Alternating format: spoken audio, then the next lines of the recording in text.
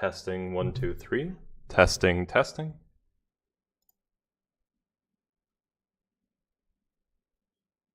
Audio check, and I think that we're in the clear on audio. Let me open up my stream bot.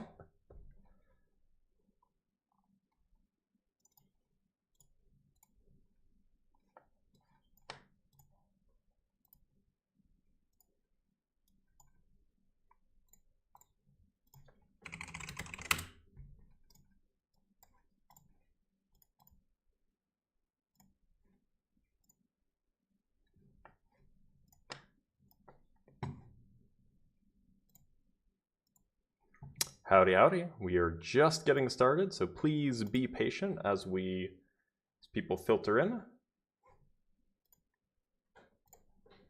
And as I finish getting everything set up.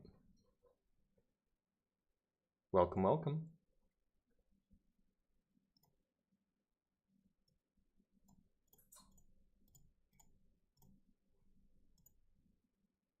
No fire animation today. No, my computer can't handle it. But give it some time.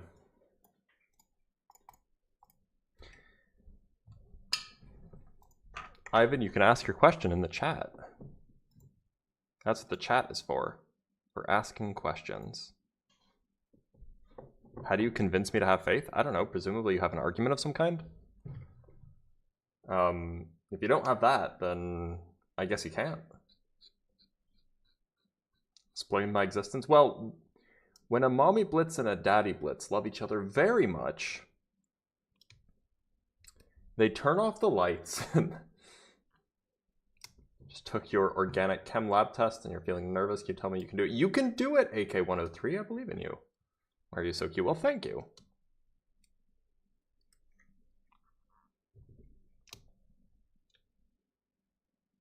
You have to find that argument. Why would I find the argument? Why would I look for an argument of something that I'm not convinced is there? Where did they become was the beginning? What? You have to seek him with all your heart, only then can you find the Father's love. So if I seek it, so it sounds like you're telling me I have to believe in him in order to believe in him. Like, it just kind of seems backwards, doesn't it? You should grow a beard so people think you're more godly. It's not great. What was the beginning of mankind? A few 100,000 years ago. How long have you been married? We got married at the end of 2018. So almost 7 years. Well, 6.5. Why would you look for evidence of something you don't believe? Isn't that science? No, why would I try to come up with an argument for something that I don't think is real? Like, if you're trying to convince me, like, I've heard the arguments. I'm not convinced by them. If you want to try to convince me, you have to give me the argument. Dr. Blitz is less than Elon Musk. I mean, I'm less old than him. I've had less plastic surgery than him. I weigh less than him. I am less short than him.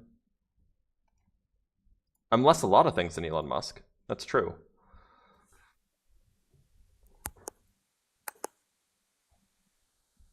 Hello? Nikolai, how's it going? Good, man. How's it going? I'm doing all right. Which god do you believe in? I believe in Jesus. Okay. And what's your best argument for such a thing existing? Or for such a god existing? Look at the Torah. Okay, what about the Torah?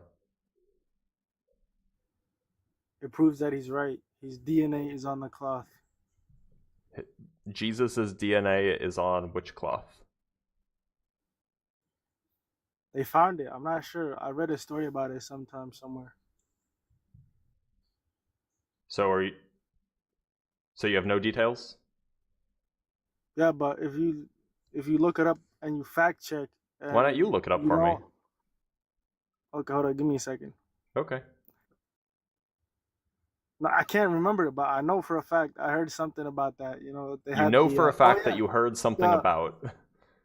Yeah, the Shroud of Turin. Somebody corrected me. Okay, so the Shroud of Turin has nothing to do with the Torah. Okay, yeah, but there was like some DNA on there proving that Jesus was actually real. Who found the DNA? Scientists, like some scientists, they agree. Who? Like Christian scientists. I'm asking for names. Because then I can go find the report. Okay, I'm gonna give up on this argument and I'm gonna move on to something else because I don't actually have all the details on that one. Okay, that's fine, I guess. What else you got for me? Okay.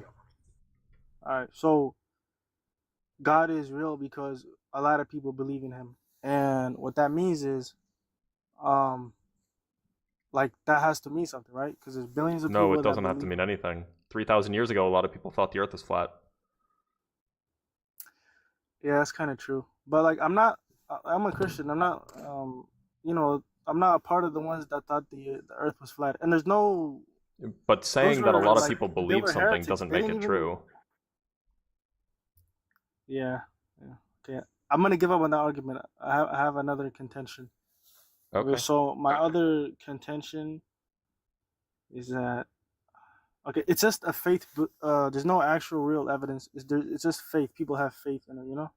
Okay, why would anybody ever believe something if there's no evidence to believe it? Because like it sounds pretty good, you know. Like don't do bad. So, It's like, just vibes? no, not exactly. I'm saying there's some good ideas in there. Like don't do Yeah, bad. there's a lot of Yeah. there's good ideas in a lot of religions. There's also bad ideas there. That doesn't mean that you have to believe the supernatural claims. No, I think people believe in them because there's like really good ideas, and then you get to go to There's heaven really if good you ideas in believe in them. Buddhism too. Are you a Buddhist? No, but I think Christianity is superior to Buddhism. Do you know anything about Buddhism? They meditate and they make themselves bald, and they go off in like some temple. Okay, so you don't know anything about Buddhism. How can you say that Christianity is better? Okay, I actually do know something about Buddhism. It's more like they believe in like peace, inner peace, and ascending to a higher like peace or something Okay, like that. and Christianity endorses slavery. So which one's better?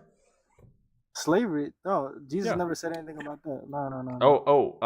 Jesus came not to overturn the law, but to fulfill it, right? No. People didn't like him because he was basically like a really nice guy. I'm So sorry, they started like that's in whooping the him. Bible. You know that, right? The whole came not to I can't remember the word.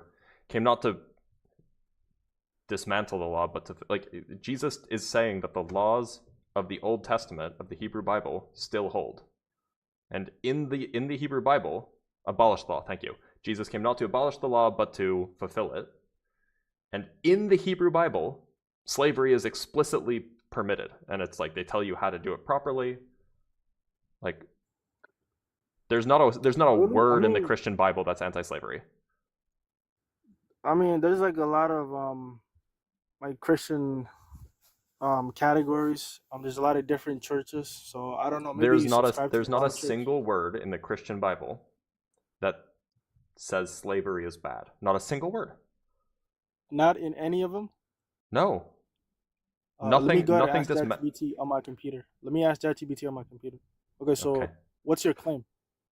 My claim is that there's not a single verse in the Bible that says that slavery should be abolished. Okay. Give me like 10 seconds.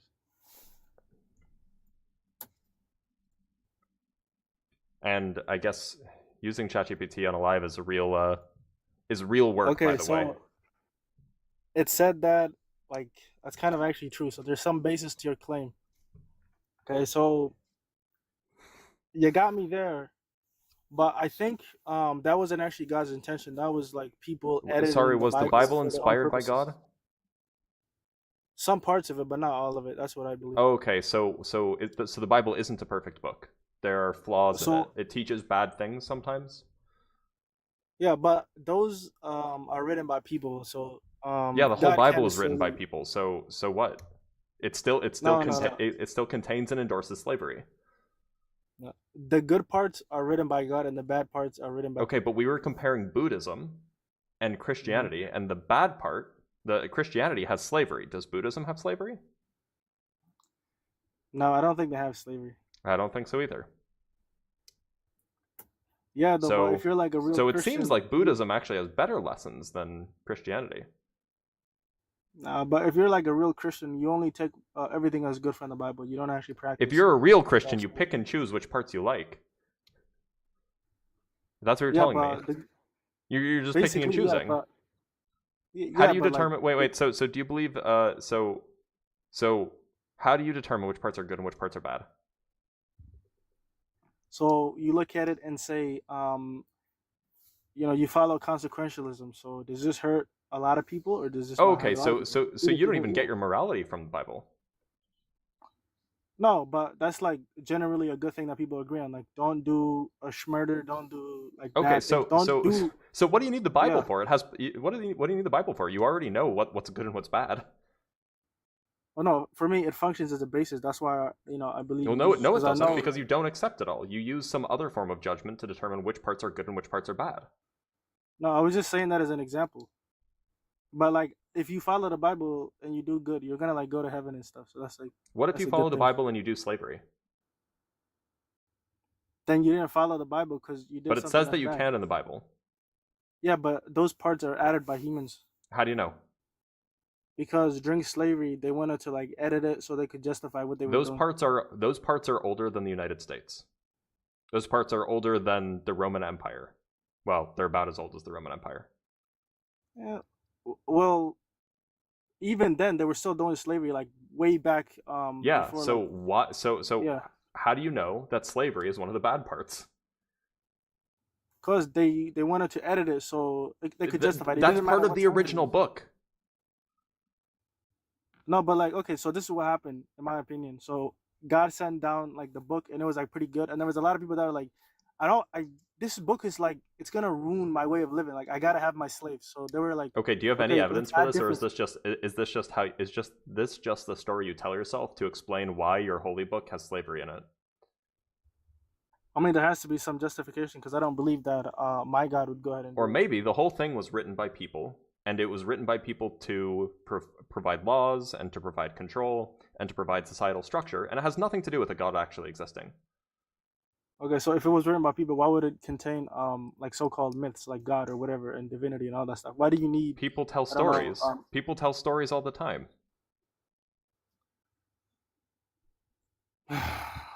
no. I Wait, still don't do you believe in think it. that like the myths of like the ancient Greeks that they wrote down, do you think that those were written by people? Yeah, those are like Yeah, so fake. why couldn't the Christian myths be written by people? Huh. No, because like, what is it? Like Jesus was actually real though. So like, yeah. Yeah, and the Trojan War was actually real. It doesn't mean that Athena actually assisted on the battlefield.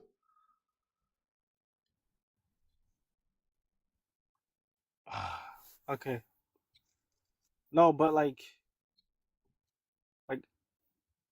I Take your time. don't know, dude. You're frying my brain right now, man. But like, It's if I okay. was like good at debating, like I'd probably do really good. But could you give me some pointers so I could like argue back and stuff? Become an agnostic. That's the pointer. What's an agnostic? Somebody who, doesn't believe in a god but doesn't not believe in a god. On the fence. You're not No, sure if God no. is real. You're not convinced one way or the other. And I'm pretty convinced that Jesus was real. Cause like, Well, it doesn't seem like it because you don't seem to have very good reasons. yeah, but I mean, I used to So go to church when I here's was the a kid. hint. You can go to church even if you're an atheist. You're allowed to go to church. Here's the hint. It's easier to defend true positions than it is to defend false positions, which is why it's easier for me to defend my position. No, I think I'm gonna talk to my pope and see. I'm gonna ask him some of the questions that you're asking and see what he has to say. And then I'm gonna come back on this live and then I'm Sure. gonna try to argue again. So if I lose and I keep losing, cause I mean your claims about slavery did have some basis in it. I'm not gonna like disqualify them. Um, but yeah, I'm gonna look into that and then I'm gonna try again because I still believe in Jesus. All right, brother. Good luck, okay? All right, bro. Thank you. Take care. His personal pope, absolutely. By the way, remember to like the live, and if you want to support me, there's ways to do that, either in the description if you're watching on YouTube, or in my link tree if you're watching on TikTok. Also, you can join the Discord. There's a cool Discord where you can join, and we have some cool people there, and good conversations happening. So, Charlie, how's it going? Yo, can you hear me? I can. I take it you're Christian, yeah? Okay. That's correct. Oh, I didn't announce the live on the Discord. One sec, sorry. Give me just one moment. I forgot to announce the live.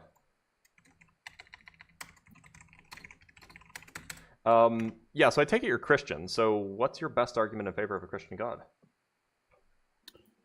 I mean, we can go anywhere from creation versus evolution. We can talk about the historical reliability of the Bible. We can talk about, I mean, you pick a topic and we'll go from there. Which one's the strongest argument? Because I want to hear the best one, right?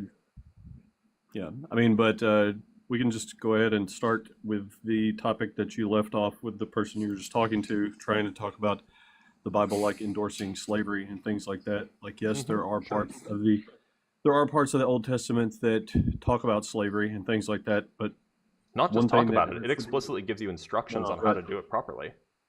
Okay, so if you let me finish, my point that I'm trying to make is, in the Old Testament, it's outlining how slaves are to be treated and things of this nature. So it's basically like a law of the land, and this is the way that they are to be treated. And a lot of people misunderstand and when they hear slavery, they think of the way that the United States and slavery existed. Whereas in, 2000 BC, slavery was, people voluntarily went into slavery. Well, that's oftentimes not true. That is, I mean, it's true. It's just not. I mean, like that was one type of slavery, but you could also, there was another kind of slavery present, described in Leviticus, namely where if you had a slave and that slave had a child, their child would be your slave. Right, but again, that's not voluntarily going into slavery, right? Well, the people that went into slavery to begin with went there voluntarily. Like, not if they necessarily. Had a child, It gives instructions as to how a man can sell his daughter into slavery. That's not voluntary.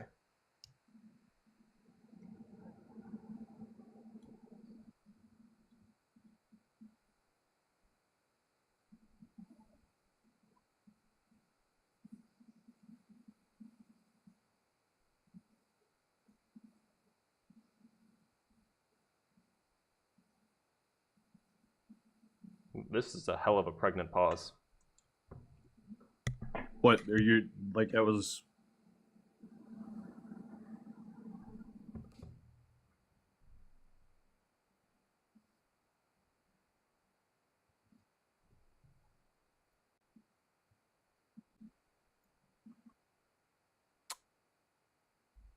You there? Yeah, can you hear me? Yeah. Where'd you go? No, I'm here. No, so they talking about the slavery thing. If we're getting between the Old Testament and the New Testament, and you look at some of the things that are in the New Testament, so the main point that people want to latch onto are the things that are written in Exodus and Leviticus. But if you look at somewhere like the New Testament, when Paul is talking about like how slaves should be treated and such like this, he's referencing like treat them as brothers, and basically. Yep. He says, yeah, be nice to your slaves. Absolutely. Well, right, but it's no different than when Jesus is telling people to render into Caesar what is Caesar's, where it's just like the entire point of this is not to just like flip the entire system on its head. It's just like, this is society, and it gives you rules to interact with people within society. So to be clear, you agree that there's not a single verse in the entirety of the Christian Bible that says slavery is bad? That's not what I said. Oh, so where's the verse that says slavery is bad? I'm not saying that there is a verse that says slavery is bad. There's not a single verse that condemns slavery in the entirety of the Bible. The only way that, you're trying to cherry pick, like, it's like this isn't cherry picking. I'm examining the entire Bible. This is the exact same argument that Muslims claim when they're just like, well, Jesus never claims to be God. They're looking for the exact phrase of Jesus saying, I am God. Find me a verse that even alludes to saying slavery is bad. What are you talking, like, I just gave you an example of the New Testament when Paul is talking about like how to treat slaves. You treat them as brothers, and they're talking about being free. So treat your slaves well. It says, I will absolutely agree that some parts of the Bible say treat your slaves well. Absolutely, some parts say treat your slaves well, but it never says anything close to slavery is bad. It might say be nice to your slaves. No, hang on. I think you're misunderstanding for the point. The point of the Bible is not to like change the way that the government of the world is working. Again, I'm giving you a reference of how Jesus is saying to, render unto Caesar's that which is Caesar's and things like that, like telling people to like pay taxes and be obedient within the framework of the government that they exist in, right? Like these are two separate arguments. Like you're trying to but then we agree that says the Bible we agree that either condemns or doesn't condemn slavery. Well, and that's not the point. Does it condemn slavery? There are points in there where it's talking about. This is like a circular. What's the verse? What's the verse that condemns slavery? You want me to find the verse? I think it's in Galatians when Paul is talking about how, making sure that people don't mistreat slaves. That's not condemning slavery. That's condemning poor treatment of slaves. Again, I will say the same thing as I've said 2 other times now. The Bible, it does not exist as a framework for the government and how it should be implemented across. I'm sorry. Why does it condemn gay sex then? That is nothing to do with government. That has to do with Yes, it does. No, it does not. You explain to me how someone being gay has any impact over governing. No, it's not about someone being gay. It's about someone having gay sex, which is a particular relationship with another person, just like slavery. That is no. One of these is a government construct, and the other one is something that exists within your soul. Slavery is not a government construct. It's just you just took someone and then you forced them to work for you. No, historically, again, and this is where we're getting into the whole people automatically associate slavery with how things were in the United States during the 1800s. I'm not doing that. That was not. I don't know who you're talking about. I don't know who you're talking about. That's not me though. Okay, that's fine. But there are people, I'm just looking at people in the comments that is what people associate slavery with. And I'm making sure that it is very clear that slavery you could that still was own outlined people in the Old Testament was completely different than what our view of slavery is from the Civil War. Well, yeah, era.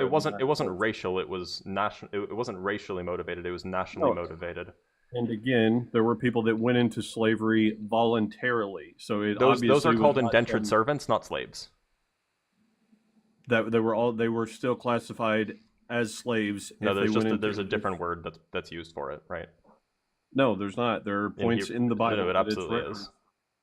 But I'm telling you that whenever they are referencing slaves in the Bible, they are talking about people that went voluntarily into that position. Yeah, and then there's the people who were taken into slavery, who were captured. Yeah, I'm not saying that there weren't others that were in the other. So I mean, look. It seems like what you're saying is that the Hebrew Bible basically is pretty atrocious with regards to slaves, and then Jesus is like, you can have slaves, but be nice to them. No, that's not what I'm saying. Is that right? No, that's not correct. What I'm saying is throughout the vast majority, I don't want to throw a percentage out there because I could be off on it. Like let me say, like if I said 80%, maybe it's less, maybe it's more. I'm not sure, but let's say whatever. 80% of the verses referencing slavery are verses where it lays out guidelines on where these people should not be treated unfairly or poorly. And there are situations where it does. Sure. It was regulating slavery, which was an allowed practice. No, it was regulating the treatment of individuals. Slavery was a construct of the times that they existed. These are two separate things. So people like to combine in the Hebrew Bible. In the Hebrew Bible, hang on, one second. No, 1 second. Because the issue here is there are like 3 categories that people love to latch onto with the Bible, and that is just like, why does God allow innocent people to die, such as babies or something like that? Why does the Bible endorse slavery? These are like 2 of the number 1 topics that people jump on. And there are contexts that have to be applied to both of these for people to fully understand where they're going with this. What's the context of the Levitical law that gives you the right to buy and sell slaves from your neighbors, and then they're slaves for life, and their children will be slaves, etc.? What is the context there? The context is that is the structure that is in place. That is a government structure, just like that's existed in the New Testament. You've made a mistake. So in the time of the Hebrew Bible, in the time when these people were following these, the Hebrew Bible was the government. It was the source for their governmental laws. There wasn't some separate entirely. This was the entire source of their. This was the entire source of their tribal law. This was not like some organized nation state that had a separate secular government, separate from the religious traditions. The only laws they had were the laws given by the Bible, by the Hebrew Bible, right? That was the only law that was present. So what government are they trying to acquiesce to by saying, oh, it's just okay. The government is saying slavery is okay, so we have to tell you how to do it. What is this external government that they're referring to? I mean, when you're claiming that the only laws that they had in place entirely were the Bible, I'm not sure. I would have to check on. Do you have a source for that? The Levitical. So they were a partially nomadic people, and the only law texts that we have, the only law yes, that they have is, the only law text, the only law text that we have prior to the Roman conquest, really, was the Levitical text. That's all we have. What? Right, then, but that's it. I'm not disputing that. Some of the texts that we had, some of the early. I mean, the Bible is some of the earliest text variants that we have between manuscripts, scrolls, tablets, and all these things. But to make an absolute statement that this was the only law that existed and nothing else influenced their government, that's a stretch. And that's okay. So are you implying that there was some secular government that was separate from their religious government? Yes, I'm absolutely implying that there were things outside of the Bible that influenced their government structure. Yes. On what grounds are you assuming that's how that function, that's how their society functions? The same exact grounds that you're assuming the opposite. Grimlock with the $10. Thank you. I appreciate you, Grimlock, as always. Look, so all I'm assuming is that the things that they had are the things that we know that they had. You're just assuming that there was some mystical secular government that they had that enforced slavery, and they didn't want slavery in their Bible, but it was required because of this government, and so they just had to go with it based off of no evidence alone, no evidence whatsoever. To summarize my position on the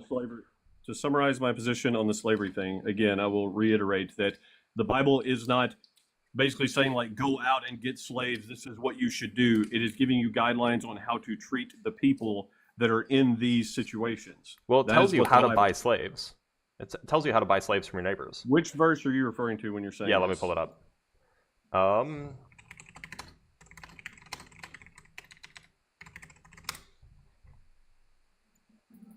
Leviticus 25, verse 44 through 46.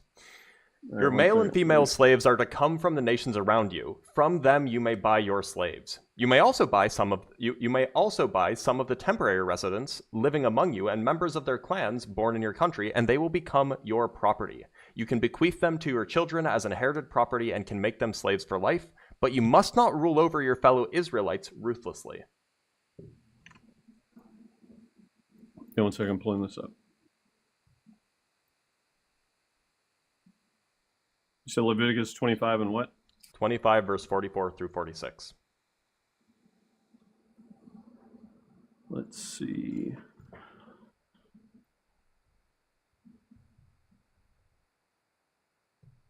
It even tells you where to get your slaves from.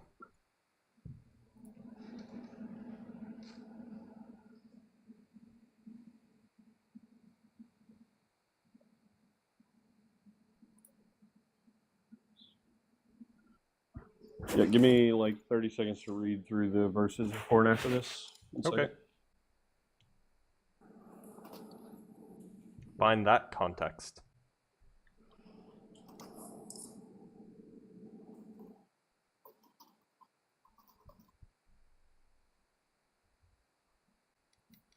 Good luck. Yeah. All right, here's what I'm betting on. I'm betting on, but the verses before it say that you're supposed to, that the Israelites are let go in the year of Jubilee. That's what I'm betting on, chat.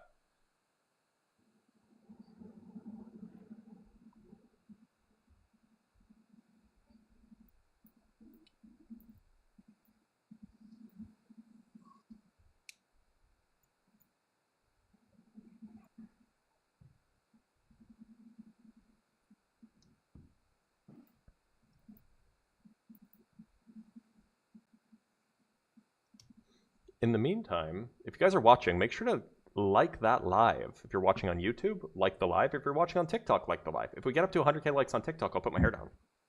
You guys love that.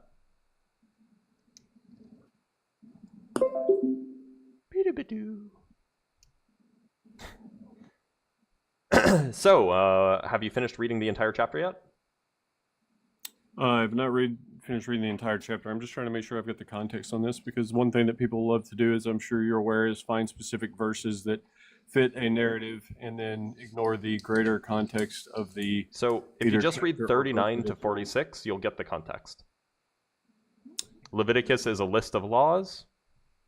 Yes. This is the Lord telling Moses, tell the Israelites about these laws. And that's the whole thing. That's the entire chapter. So, yeah, 39 to 46 is the context that you need. So your entire issue here is the fact that it's hinging on the description of where slaves can be found, not necessarily the fact that it's reiterated time and time again that the treatment of these people should be, that are oftentimes going into these situations voluntarily, unless they were, yes, born there or something, that, they're talking about like how the treatment of them should follow like certain guidelines and not mistreat or harm them. No, I'm saying that you can own people as property and then they can be inherited by your children. Do you want me to find you a verse about how it tells you that you're allowed to beat your slaves? Because that's in the book too. Yeah. Are you about to reference one of these that talk about punishment of someone that's caught doing something wrong? Because that's not limited to slavery. That's something that is limited to. This is not some. Look up Exodus 21 verse 20. Anyone who beats their male or female slave with a rod must be punished if the slave dies as a direct result. But they are not to be punished if the slave recovers after a day or two, since the slave is their property. So you're not allowed to kill your slave, but you are allowed to beat the shit out of them.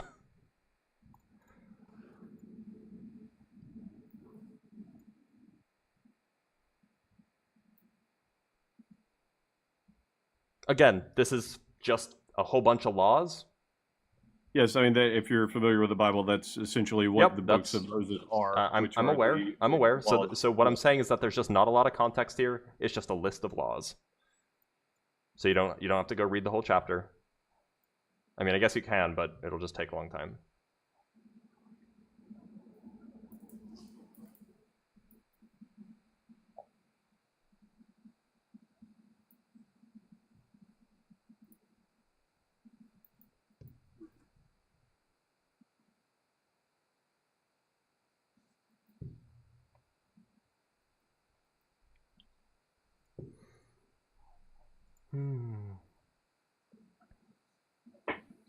Okay, to avoid me just sitting here reading while I am on the panel. It's like 2 verses. Yeah, no, I'm still actually reading through the Leviticus part. But the point I was going to add, one thing that I did want 6 verses. One thing that I did want to ask you, I'm not saying that we are not coming back to this, but one thing I want to make sure to ask you while I'm talking to you about this is, what is your opinion on how creation happened? I lean towards the universe not having a beginning, but let's not pivot. You should just finish reading the 6 verses, the 4 verses before the relevant verses, and then the 2 verses the 3 verses of the relevant verses, and then we can talk about that. Yeah, I will just reiterate my position on slavery in the Bible again for, I think, the 5th time now. The vast majority of the verses in the Bible that talk about slavery are talking about how the treatment of them should not be mean or torturous or anything like this, right? Any evidence for that claim, or is it just vibes? No, oh my God. How many times are you going to ask and I'm going to give you the same question or same answer? No, I want the evidence that the majority of the verses are saying be nice to your slaves. I'm saying... You've given me one example where you actually haven't given me the verse number, but I believe you that there is an example where I think you said it was Paul that says, treat them like a brother or something like that. And I agree that verse exists, but where's the evidence that it's the majority? Philemon 1:16, Colossians 4:1, Galatians 3:28. Okay. These are all verses. Okay, that's 3 verses. Yeah. Want me to match you with 3 verses from the Hebrew Bible telling you talking about slaves that aren't about that? Yeah, this is why I was reluctant. We can do that if you want. Percentage. Yeah. So it's just if you want to go not the one majority. For one, or if it's, I don't know if that's true or not. There is. I mean, do you have AI on your screen? You can just ask it. No, I don't use AI. I don't use AI in debates because it's cringe. Well, that's fine, but there's no way either of us are going to be able to parse the entire Bible while we're sitting here. So you believe that the Bible is? Do you believe that the Bible is, perfect? I think that are you saying? Do I think that the Bible has any errors whatsoever in it? Is that what you're saying? Do you think that there are any moral failings in the Bible? There are plenty of examples of moral failings in the Bible. Okay. So why do you use the Bible as a source of moral authority?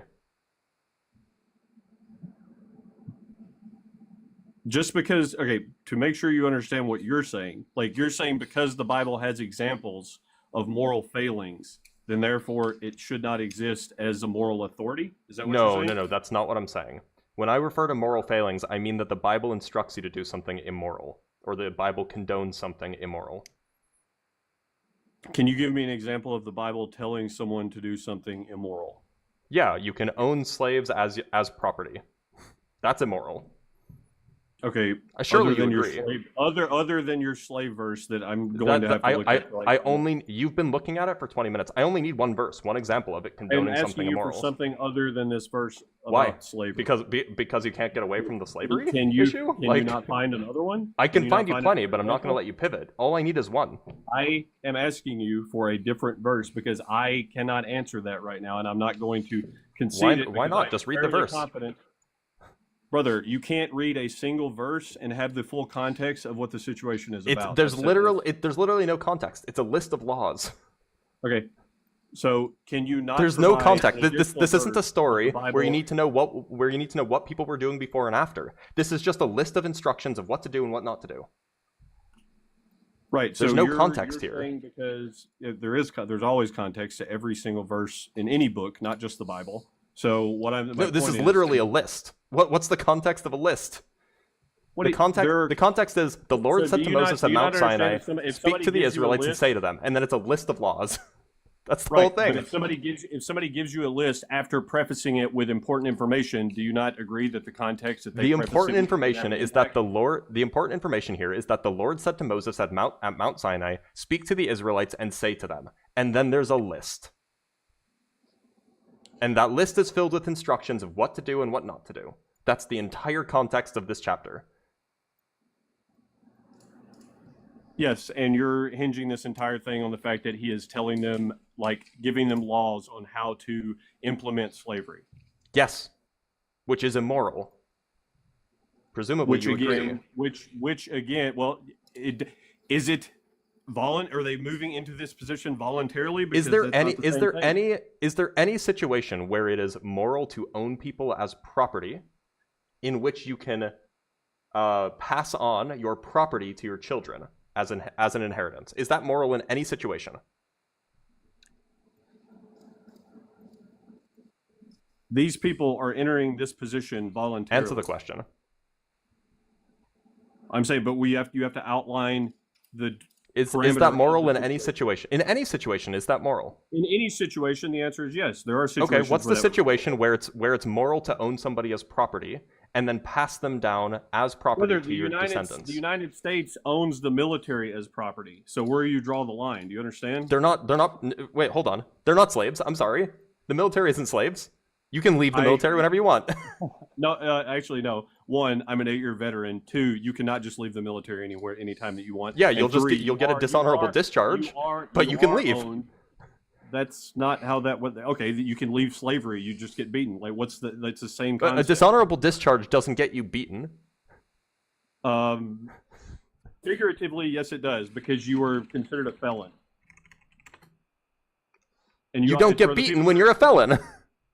For the people that are saying you also got paid, do they not this is why I think that there are a lot of people that just don't understand the slavery that existed within the Old Testament. These people went into indentured servitude. Also, no.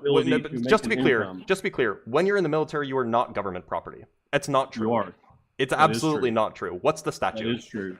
What's the statute? Look up Google UCMJ. I literally just did. I literally just did. It literally says you are not property. You Google UCMJ. Okay, what's the section? What's the section in the UCMJ? Oh my God. What's the section that says that soldiers are property? I am looking it up. Okay. And it's not limited to soldiers. There are airmen, there are sailors, there are Marines.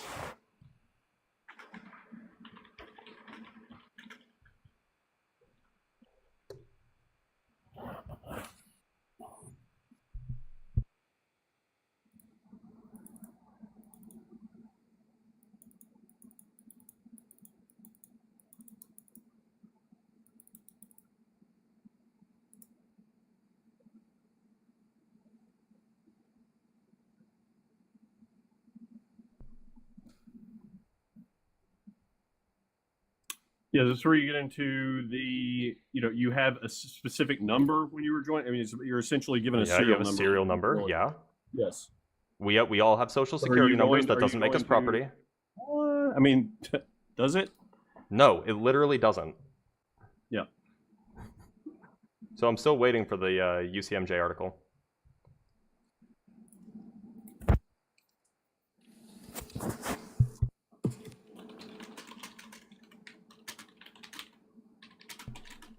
Okay, $10, everybody. That is asking ChatGPT. I'm actually not asking ChatGPT. I didn't claim to know the specific article. I just know that the UCMJ associates the rules and regulations of military members within the government. So that's why I said you can look up on the UCMJ. So the UCMJ outlines the military laws, right? And Yeah, you are that's correct. subject to military the military law when you are in the military, but you are not government property. You're just subject to a different set of laws. Military laws, but that doesn't mean that you're government property.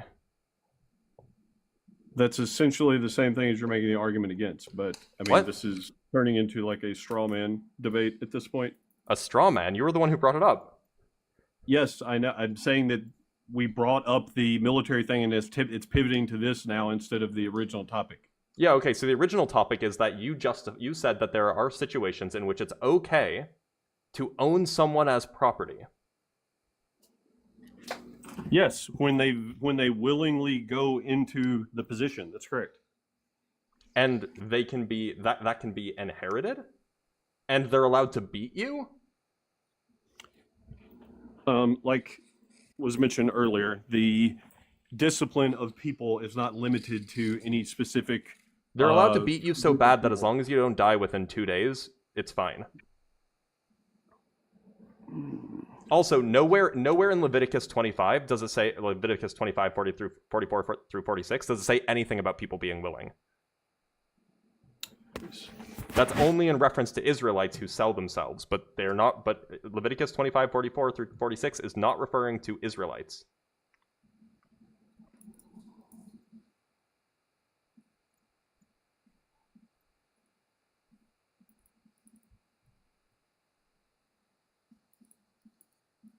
Also, to be clear, are you okay with indentured servitude?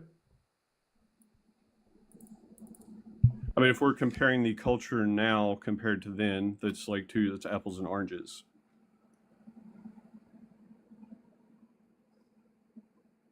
So wait, are you okay with indentured servitude?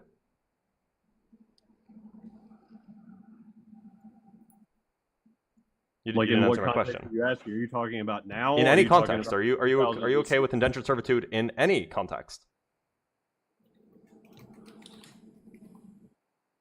Because what you're suggesting, when people sell themselves into slavery, that's indentured servitude. And there's a reason why we made that illegal in the United States, and it's because it sucks and it's immoral.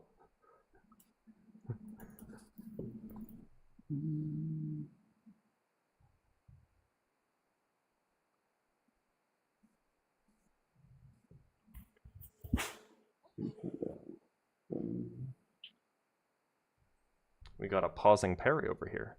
Meanwhile, Garba Gayman with the Canadian $10, there was no secular government during the Exodus. They left Egypt with nothing. God was feeding them directly. It was there in the desert that God told them that they can sell their daughters as slaves. Checks out, Garba Gayman.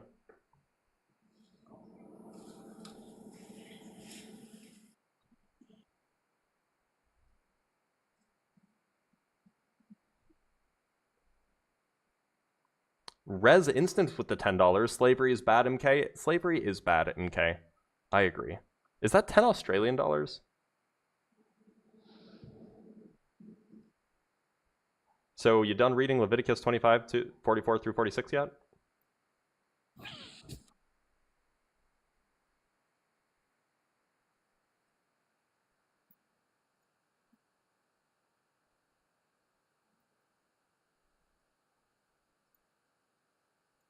You there, bud? Yeah, I am still reading. Are you reading verse 44 through 46?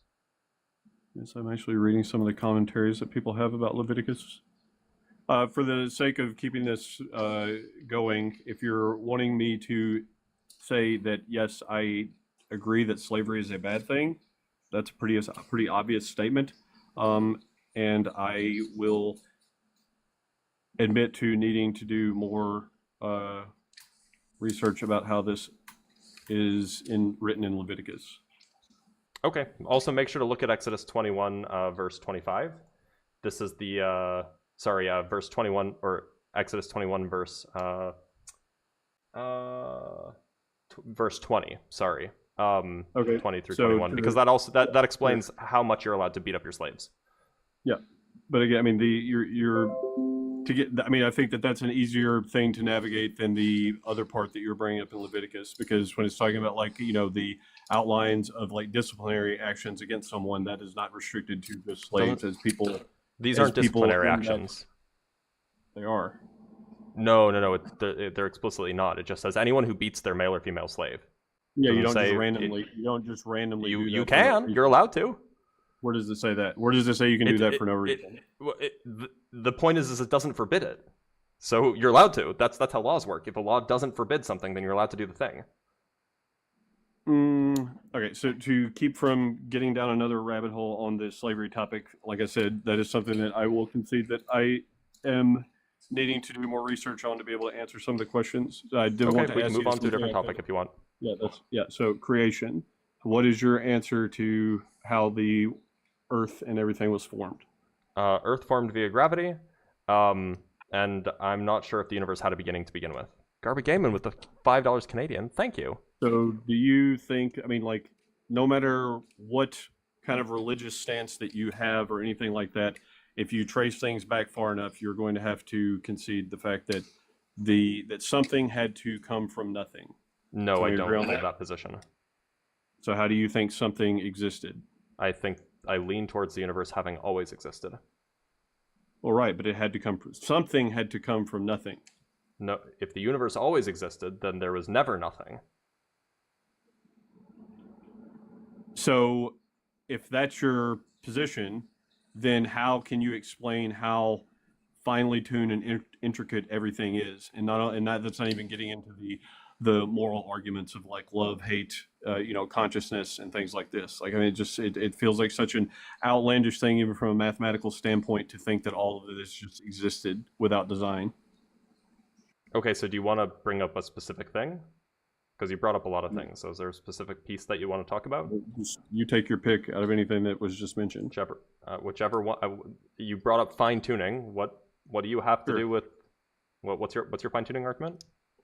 I mean, just look at everything from the elements to all of the laws, like scientific laws and things like that are fine tuned down to like the 1/1000th of a decimal point or something like that. And if it was off by just a slight amount, whether it's it depends on the specific law that you're talking about. If you want me to like go get some and give you some actual numbers, but the point I'm getting at is like, if the distance between the sun and the earth was, slightly more, slightly less, the temperature would not be able to sustain life and things like this, right? I mean, that's a bad example because the earth varies in distance from the sun by 2 million miles every single year. It's not a great example. Okay, but to answer your question, let's say I don't have an answer. Do you have an answer as to why the universe has the fundamental constants that it does?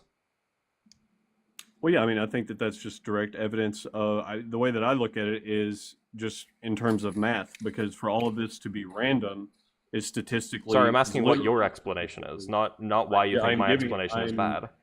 I'm not giving you why I think yours is bad. I'm giving you why I believe what I do, and you're interrupting me. So what I was saying is that the statistical probability of all of this happening by chance is impossible. It's like literally statistically impossible. Like this stuff, all of these constants cannot coexist. Yeah, but I want your reasons for why you think, I want your reasoning for thinking that, your explanation for this, not why you think my explanation is bad. I want your explanation. Okay, hang on, time out. What part of what I'm saying makes you think that I'm saying it against I'm saying because you're talking about randomness, making it super, super improbable. That has nothing to do with your explanation. I want to know what your explanation is. Your I am explanation, giving- saying some other explanation is bad is not an explanation. No, I'm literally using that as like saying that something is so statistically unlikely that it basically it's proof that it was divinely created. That is my position. So you didn't say that. Your position. Well, because you is kept that interrupting me, God and you kept saying that I was countering yours instead of letting me finish what I was saying. So your position is that God chose to make it this way, right? That's correct. Why did God choose to make it this way instead of the infinity of other ways God could have made it? Because this way works. Clearly, we're here debating. There's an infinity of other ways that work as well. Are there? Yeah. God's not restricted by natural law. God could have made electrons have feelings. Right, but what he chose works, which is why we're here. So what difference does it make if he chose A or B? If A works. My point is that there are before God did creation, whatever that might mean. Before God did creation, he had an option, or he had a choice to make among an infinity of possible ways to create life. And he finally chose this one. Yes. So even under your view, the probability that we have these constants, that we have these laws, is 1 against infinity. Right, but so under both of our views, it's improbable. No, that's incorrect, because in the view that we're currently in and existing is a functioning environment that has all of these constants. Yeah, and he could have made an infinity of other ones that also have functioning environments with completely different physics. Or no physics at all, and he could have done it that way. He could have done it however he wanted. You're not wrong. So then why did he choose this one? That doesn't prove... It means that your God's will, your God's choice is fine-tuned. Which is, yes, that is my position. Thank you. Okay, so your position is just as improbable as mine. No, except what I'm saying, like, this actually happened, right? This is under both of our views, this is the universe we live in. Right, and I'm saying that it was divinely created with a purpose, with design, and you're saying that it just so happened to exist this way.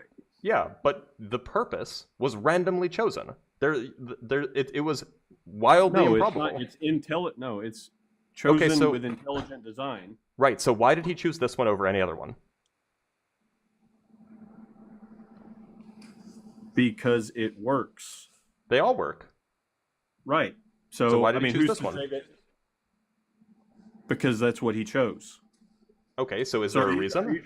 Are you trying to get into the debate of like why did God choose what he chose?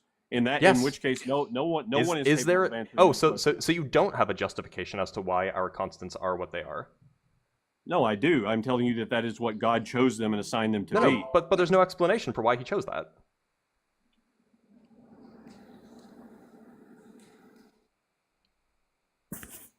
It's a just so story. He just chose these. No explanation. He just chose it. Right, because it works. They all work. All of his possible options work. But that is not proving a point on your behalf. It absolutely does. Because look, so if all of the possible options that God could have chosen from are equally good, then there's no one reason to choose one over the other. Which means that the probability of landing on this one is 1 divided by the number of possible ways that the universe could have been. Because they're all equally good. So there's no preferred reason to pick one over the other. Which means that this universe is wildly improbable, even under your worldview. I'm not disputing that it's wildly improbable, but the fact is... So then in both cases, we exist in a very improbable universe. Great, we agree. Right. Again, no one has disputed that from the start. The point I'm saying is, one of these is intelligent design by God, and the other one is just by pure chance. Yeah, in both cases, there's... Can I finish my point? Go ahead. So what I'm saying is, in one of these situations, it is intelligent design by God, and the other situation is it's completely by chance, and all of this just so happens to exist because of randomness. Those are two completely different outcomes. No, I mean, I think you're failing to understand here. So even if I grant, which by the way I don't grant this, but we can grant for the sake of argument, even if I grant that the universe is particularly unlikely, that it could have been some other way and it would have been much more likely to be some other way, Even if I grant that, that just means that the probability of us being in this universe with these constants is very, very low. But under your worldview, the probability of us being in this universe with these constants is also very, very low, because God could have chosen any of the other ones. So the probability that he chose this one is very low. Again, so by chance, him choosing this one is very low. For the, I don't know, 5th time now, I'm not disputing that God could have chose to do it differently. Right, so then it's fine-tuned. That doesn't, right, but the fact, it's... Okay, we agree. Okay, fair. We can agree on the fact that he could have chose to do it a multitude of different ways. That's correct. Right, so your God has a fine-tuned will. That's correct. Right, and so my universe has fine-tuned constants, your God has a fine-tuned will, they're both equally improbable. I'm glad we agree. Right, except one of them, again, has a designer, and the other one exists out of pure chance. God's will has a designer? Who designed God's will? Himself. What do you... God is the designer. Wait, so who designed God's will? God's will is God. So God designed himself? No, God is eternal. He's omnipresent, omnipotent. So what determines that? What determines God choosing this universe over some other universe?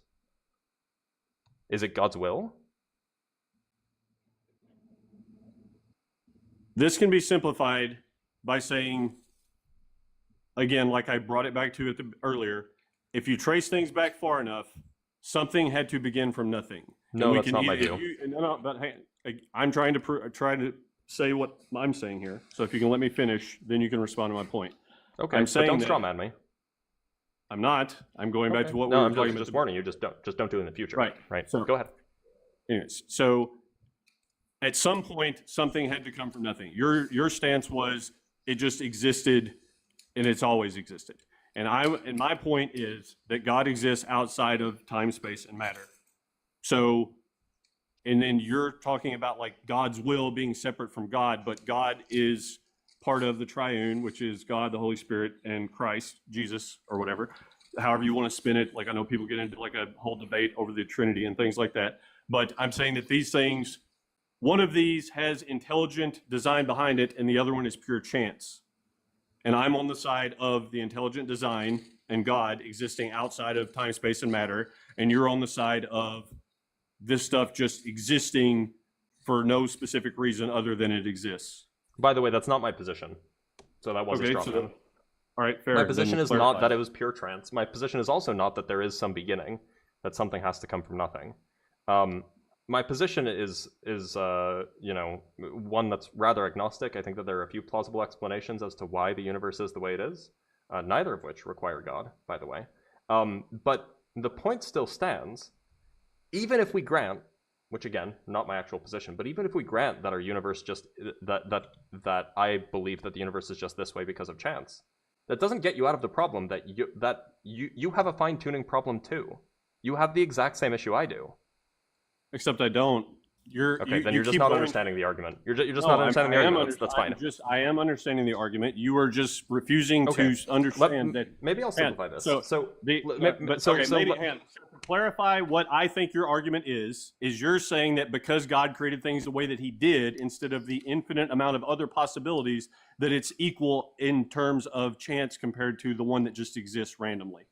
That's what your position. It actually is a smaller chance. Yes. Well, because of the one being subtracted, right? But I'm just saying, like, this. One of these has intelligent design, and the other one is pure chance. That doesn't change the chance. That doesn't change the probability problem. No, I'm not trying to. I'm talking about just intelligent design is completely irrelevant here. It's not. So look, the only thing that intelligent design gets you is it gets you a preference for something that's better, right? That's what designers can do. Designers can make better choices rather than just picking randomly. But if all of the infinity of possible universes that God could have made are equally good, they equally can promote life, they equally can have souls, they blah, blah, blah, blah, blah, then there's no preference that can be given to one or the other, which means that the intelligent design doesn't help you pick one, because they're all equally good. It is the difference being that we exist in the example that we're talking about. So these others are just hypotheticals. and then the other, but it's like this one exists and it's wait. working So with then, everything so then you're it's just doing. throwing out the fine-tuning argument entirely then? Because I could say, yeah, No, we I'm exist saying- in this one, and this was the one that was randomly chosen, Yeah, and there could be, by your and all the others are just argument, hypothetical. there could be a trillion multiverses with all of these different outcomes across however many billions or zillions of numbers, and then all of this. But we have proof that this one exists in the capacity that it does. I agree. Which changes it. Yes. So then you agree that fine-tuning is a nothing argument because this is the one that we exist in. No, this is the result of the fine tuning. How do you know that this isn't just the one that was randomly chosen? In the same way that it was randomly chosen by your God. This is the one that was chosen and created by God. That's my entire position. And the point is that, okay, so look, let's say that, let's say that there are 3 doors. You don't know what's behind the door, but you know that an equally good car is behind each door, right? Maybe they're all maybe it's like a Toyota, like a Honda Civic, a Toyota Corolla, and like a Volkswagen Jetta or something. I don't know. All equally good cars, if you will. One behind each door. But you don't know which one's behind which door. And you have to pick one. Which one do you pick? I'm failing to see the point in. I mean, like, what?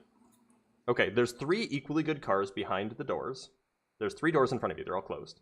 There's a car behind each door. You don't know which one's which, but they're all equally good. They're all equally good cars. Which door do you pick?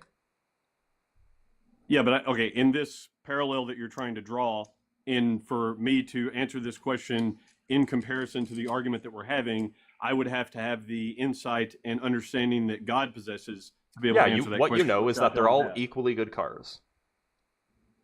They're equally good in every way. In the comparison, I would know everything. You know everything about these cars. You know everything about the cars. They're exactly equal. So what's the question? So the question is which door do you pick? Whichever one I want. Okay. So how do you make that decision?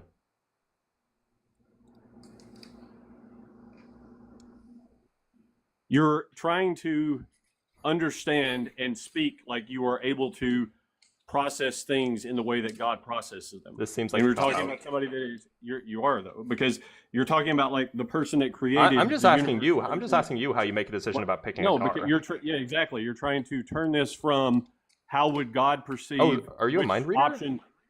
No, I don't know exactly what I'm going to do. Do you know what I'm about to say? You're drawing a parallel for me picking a car as God picking a universe. You understand that, right? Oh, I didn't know that you were a mind reader. So which door do you pick? I'm saying that you're trying to get me to pick a door in comparison to God picking a universe. And those are not the same thing. So rather than trying to predict what the argument is, why don't you actually answer the question in good faith?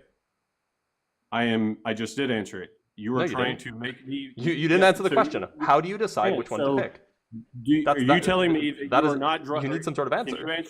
Can you answer the question if you're drawing a parallel between my choice being the choice of God? Just answer the question in good faith. Why are you so afraid to answer this question? Why can't you answer the question that I'm asking? Okay, because I asked you first. What is this, 3rd grade? I ask you first. Like I'm saying, I will answer. No, the question. It's not 3rd grade. It's my live. That's what it is. That's fine. I have no problem leaving. But I'm saying the reason that you were wanting me to answer this question is because you were trying to draw a parallel for me picking a car behind the door. So answer the question. God picking a universe. So then answer the question. And then answer the question. And if I do that, then you can tell me why it's not a valid analogy. But answer the question first. No, because I'm telling you that is the Bro's exact refusing thing to answer the question. A dodging Daniel. That's what we got right here. You know that you're in the wrong when you refuse to answer a question. No, that's not it at all. I know what you're trying to do. Then why not answer the question? Because I know what you're trying to do. Will answering the question disprove your argument? No, it will not. Okay, then answer the question. If it's not going to disprove your argument, just answer the question. I will answer it the same way that I have. You were trying to get me to draw a parallel, like me picking a car is God picking a universe. So your answer is mind reading. Just answer the question. Just answer it in good. I could answer the question for you. Do you want me to answer the question for you? Yeah. Sure. So I would just roll a die. Okay. Because I have no reason to pick 1 over 2 over 3. I would just roll a die. Well, right, and you're also not God, and you don't understand how Okay, this so line works. how would you choose? Which is exactly what I said. I am also not God, and That's not what I asked. How would you choose which door to open? Okay, can you? Okay, now that we've had the question, you've answered your own question. I answer the question for myself. I want to know your answer. So I want you to tell me why me picking a No, door I answered the that question. I want you to answer the question. Literally, just answer the question. Be like an intellectually honest interlocutor and answer the damn question. Like, this is such a bad look. You're fighting so hard to avoid it. Yeah. No, I'm actually just have the same exact stance, and instead of answering my question, you just say no, don't do anything until you answer this question. I'm gonna say for like the 6th time now. You're just avoiding the question. You're avoiding Alice. Draw a parallel between me picking a car. Stop trying to mind read and answer the damn question. To God picking a universe, and those are not the same thing. That is not a question that is in good faith. I'm sorry. Are you a mind reader? So you're telling me that that's not why you're asking the question? I'm telling you that you can't read my mind. Now answer the damn question.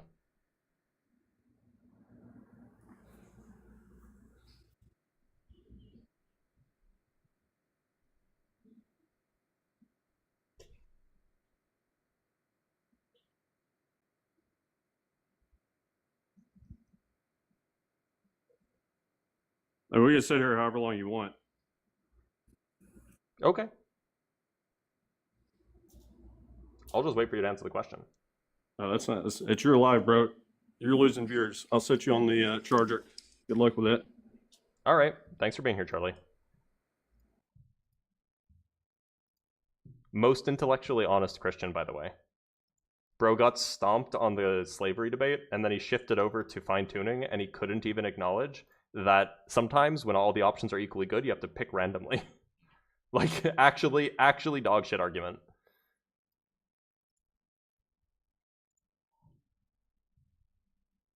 Oh, hey, Danny.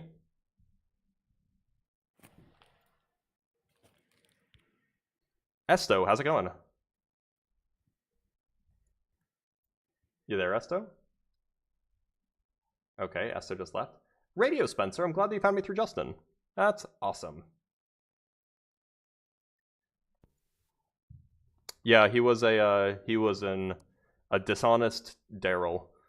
Why? How's it going? Hey, good afternoon. I'm doing all. How do you respond to that? Anyway, what God do you believe in? I'm glad to hear you're doing all right. I'm doing all right. What God do you believe in? I believe in the one God. I am what people would describe as a monotheist. Okay. Do you believe that Jesus rose from the dead? I believe, yes, I believe that that many people were subject to advanced biology experiments, so to speak. I believe that the process of resurrection is a description of a biological process that is closer to digestion than it is to intercourse, like sexual intercourse, right? Why not? Why don't you tell me what your best argument is for the existence of a God?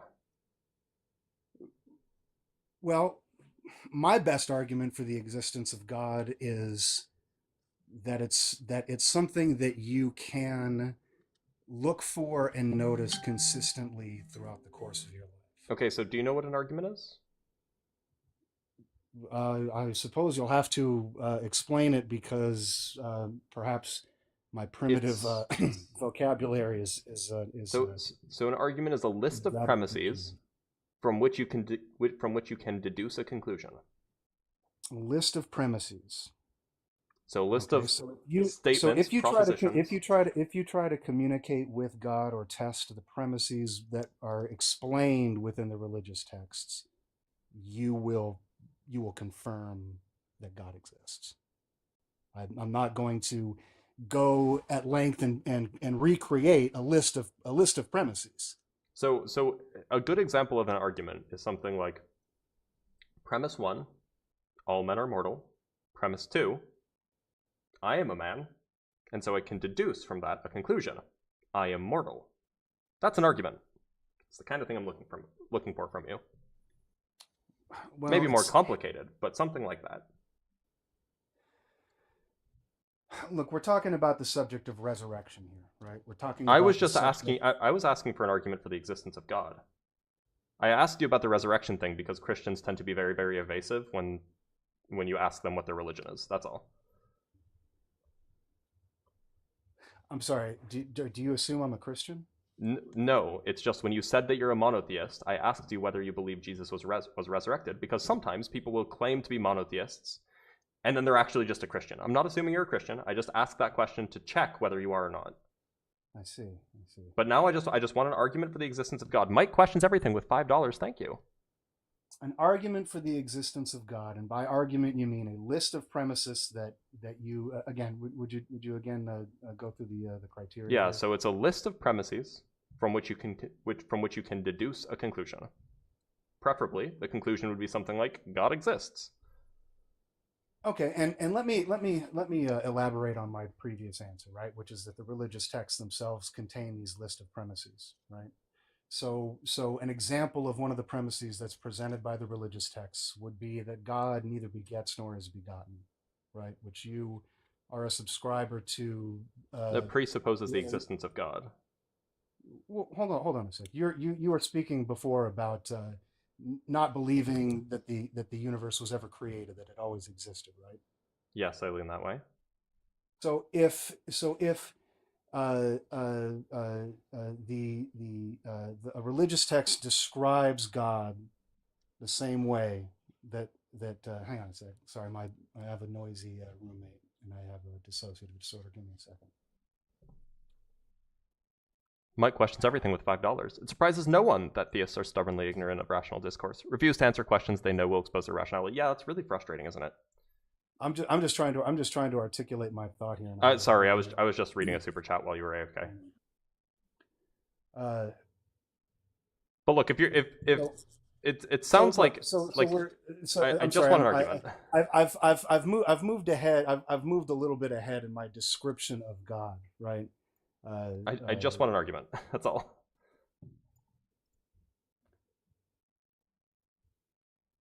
Why don't you? How about this? Let's try this. Why don't you give me an argument against God, and I'll try to refute that. That'll probably work better here. Yeah. Okay. Every mind I've ever encountered is attached to a body. It is therefore probable that all minds are attached to bodies.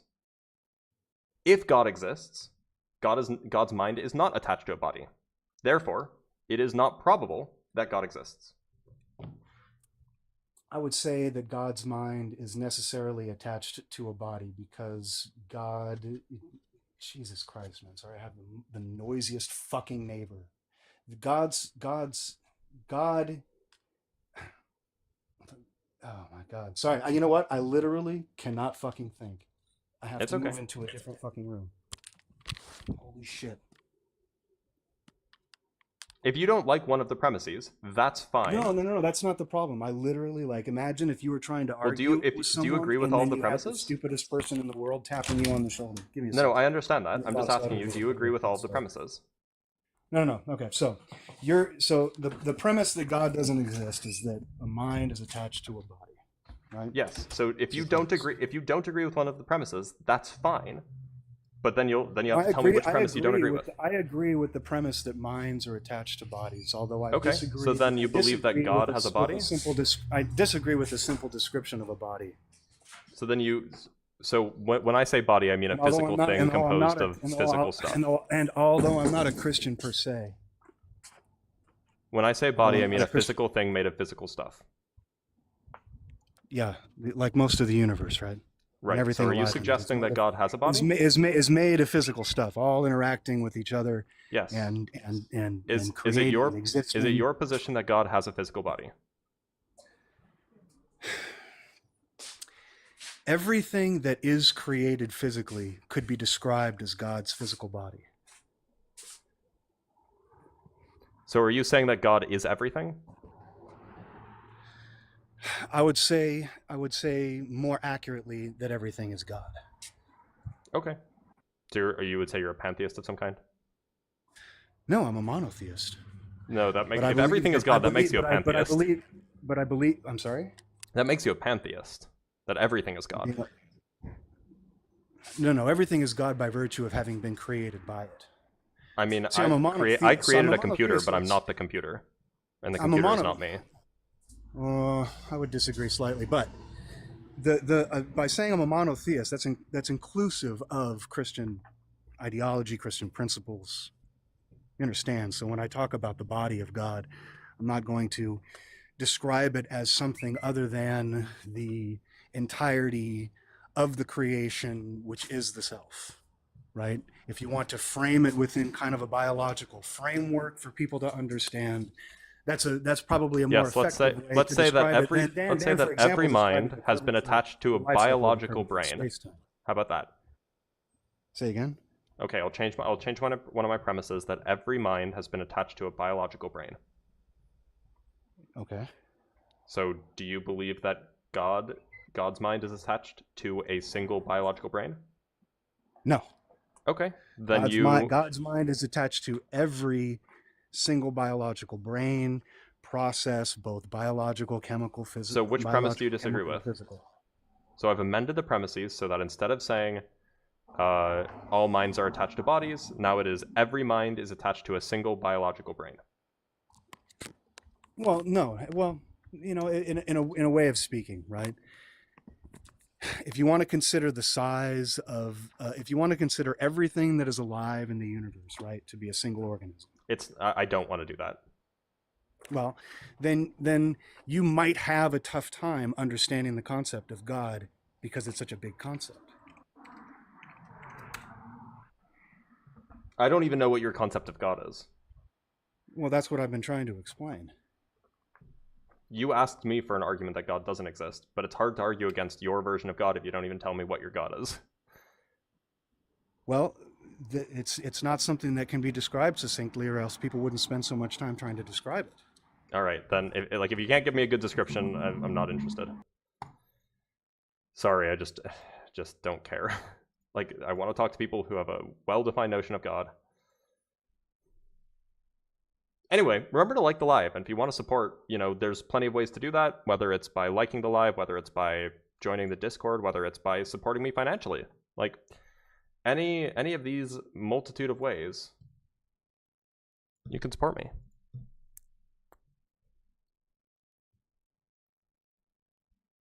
Cat Sabbath, let's go.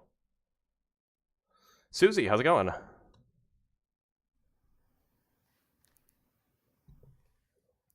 Suzanne.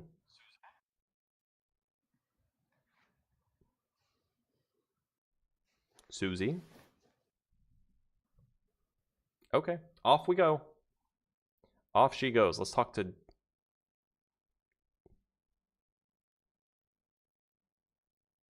this person connecting? Hello. Yes, I pick randomly. Hello. Emars, how old are you? I'm 19. Okay, what's your birth year?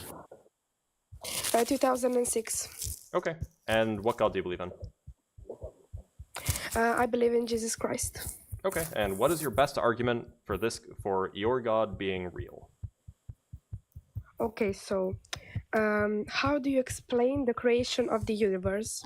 I lean towards the universe not having been created, meaning it didn't have a beginning. So how do we exist then?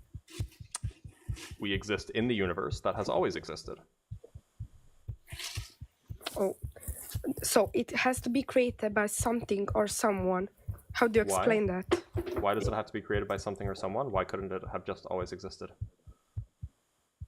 So because we couldn't just spawn here, something must have happened for us to be here. It always existed. No? So how do we live here then? Are you asking like where human? Oh, she dropped. I don't know why that just happened.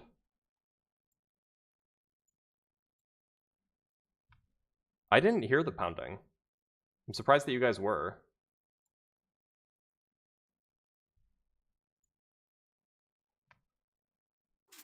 Thomas, Hello. how's it going?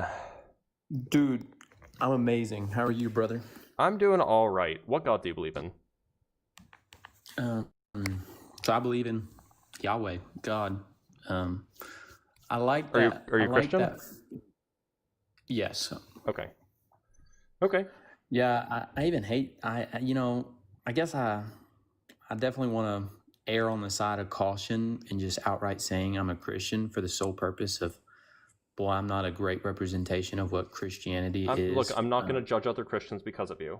Yeah, I'm not perfect. I'm not the only perfect, reason I right? ask is because people will say, I worship the one true God. And I'm like, okay, are you Hindu? Are you Muslim? Are you Jewish? Are you Christian? Mm. Like, I just want to know who No, I'm talking I follow the Bible.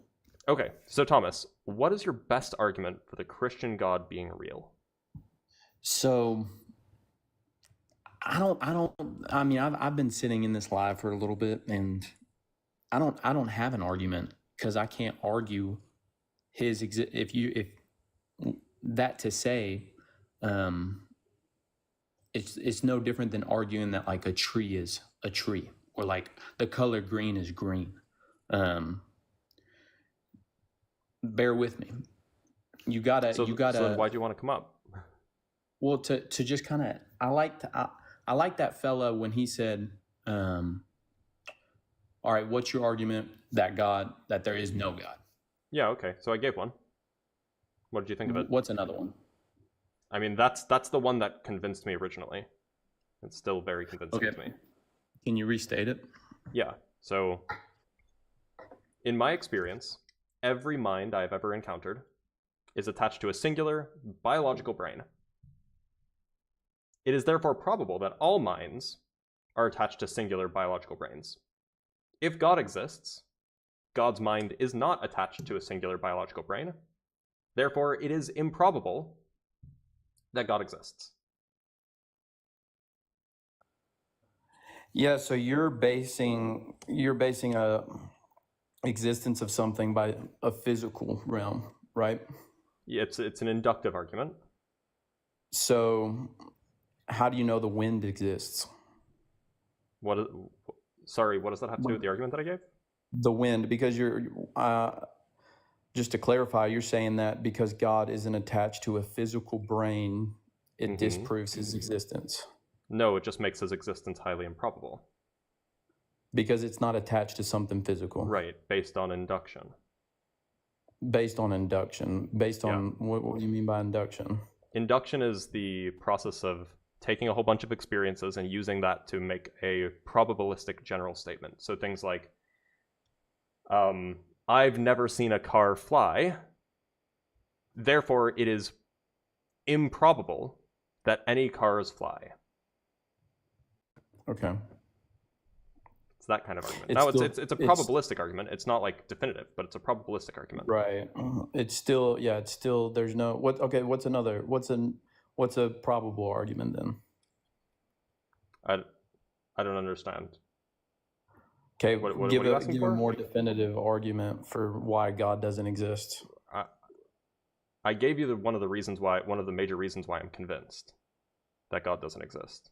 And I'm not gonna be able to like not convince you of that. I just want to know another reason why you don't believe. I mean, that's like the big one. Well, then that's where my faith comes in, and I can't just like tell you faith that you don't believe in. Like that's where faith is assurance in things hoped for, knowledge of stuff that we cannot see. And so though we can't see God's brain attached to a human brain does not disprove it whatsoever. To be clear, do you think God's brain is attached to a human brain? I mean, that's such a weird way to put it. I don't know, honestly. I mean, like if God's brain is attached to a singular biological brain, then that means that God could be killed, right? No. Well, then it wouldn't be a singular biological brain. That's why it's such a weird wording of that. Like, no. Well, that's my point. God's mind, if God exists, God doesn't exist attached to a brain, right? That's just not the description of God in the Christian theology. God is kind of like independent of physical stuff. But considering that all of the minds I have ever experienced are always attached to physical stuff, it seems very unlikely that there are any minds that are not attached to physical stuff. Yeah, but just because of the mind is not attached to like a thought is not attached to, like, say if you think about a chair, your thought is not attached to that chair. Like, what are you saying? Yeah, but chairs don't need a mind in order to exist. We're talking about minds. God presumably has a mind. Presumably you think God has a mind, right? Yes, but it's incomprehensible. It's still a mind, so even our it still falls into the category of things that are attached to are brains. Incomprehensible, even But to an extent our brains can't. I think you're just not tracking. Like, the point is that I have inductive reason to think that all minds are attached to bodies, are attached to brains. And so if I have good reason to think that all minds are attached to bodies, then that means I have good reason to think that God doesn't exist. Because if God exists, then God's mind would not be attached to a body. Okay, what if it is? Then you need to provide evidence of that. Jesus Christ. Oh, sorry, you mean what if it is attached to a body? It was attached to the body of Jesus Christ. But it's not anymore, right?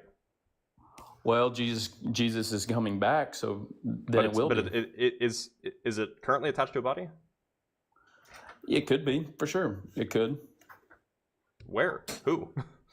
It's attached to those who believe in Jesus. So I guess. Keep in mind that the stipulation was that all minds that I've experienced are attached to singular human brains. Each mind comes with one brain.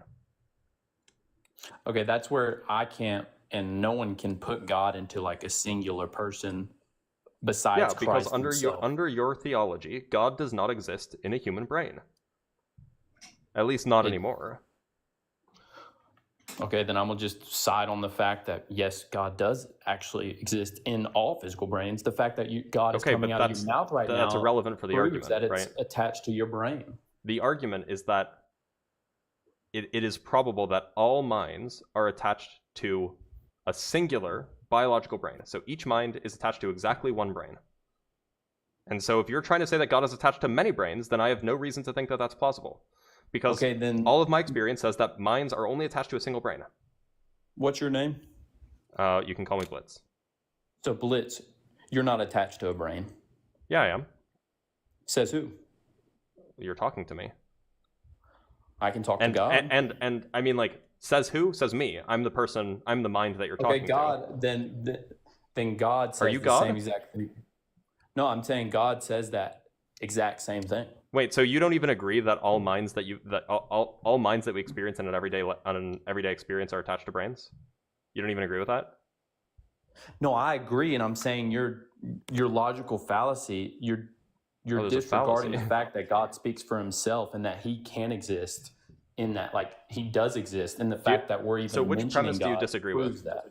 Which of the three premises do you disagree with? That God is not attached to a brain. To a singular human brain. Just like you are not attached to a singular brain. So which singular human brain is God attached to? If you want to put it to a humanly brain, it's Jesus Christ. No, but God is not, under your own theology, God is no longer attached to that human brain. Yeah, he absolutely is, because Jesus is coming back. No, but that human brain doesn't exist anymore. Yes, Jesus is alive. Where? Everywhere, dog.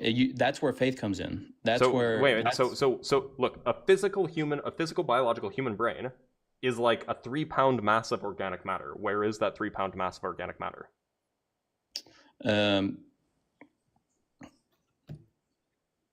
It's inside of a skull. What are you? Okay, where is it? Like, where is it located? You can't see just because you can't see my head does not mean I have a brain. I can see your head. Your picture's in your profile picture. You're in your profile. But the point is like presumably you exist. Good example. Presumably you exist in a location, right? You are in a place. And if you wanted to be super like open, which you shouldn't, you could even tell me where that place is. And if I didn't believe you, I could just go check, right? So then, if Jesus' brain still exists somewhere, then it exists in a place. So where is that place? In his head. Okay, where is his head? In heaven. He'll come Wait, back. so hold on. So is there physical matter in heaven? I don't know. I guess we'll find out one day. Wait, so do you think that there's a physical body in heaven? Is heaven a physical place? Is it subject to physical laws? It may not be subject to physical laws, but it is absolutely a physical place. So that's kind of confusing, because when I think of physical places, I think of things that are subject to physical laws. When I think of physical What does it mean to be places, physical if it's not subject to physics? so is feelings an example of laws? No. Do you think so? Do you even believe in heaven or hell? No. Okay, then I can't convince you otherwise. But Why would I believe in change the heaven or fact hell that if it I don't believe in exists. God? It doesn't change just because you don't believe in it does not change the fact that it exists and it is. So then what's a the real argument thing. that it exists? Well, the fact that we're even talking about it, We and can that talk you about will Harry Potter. That doesn't mean Harry Potter exists. Well, sure, Harry Potter is a novel that exists. What are you talking Yeah, about? the Bible is a book that exists. exists, but it doesn't mean that the book Just is like telling God you the exists. truth about things. It does. It definitely So does. Just God because you exists in the says same it way that doesn't does not Voldemort mean exists. it isn't. God exists Do in the what? same way that Voldemort exists. They're both in fiction books. No, but nobody would die on that hill. There's never been more people die for the cause of Christ, and psychologically speaking, you cannot. What about die Muslims? Don't more. Muslims die a lot for their beliefs? Well, no, I mean, if you take into consideration the martyrs and the amount of people that, I mean, even when Jesus, I'm pretty sure more Rose Muslims have again. died for their beliefs than Christians have. fact check me, Okay. yeah, but just because you say one thing does not make it not true. Well, yeah, usually I try to say things that are true.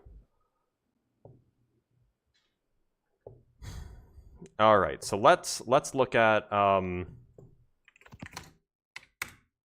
let's try to figure out how many people have died for their beliefs, relatively speaking. Muslims or Christians?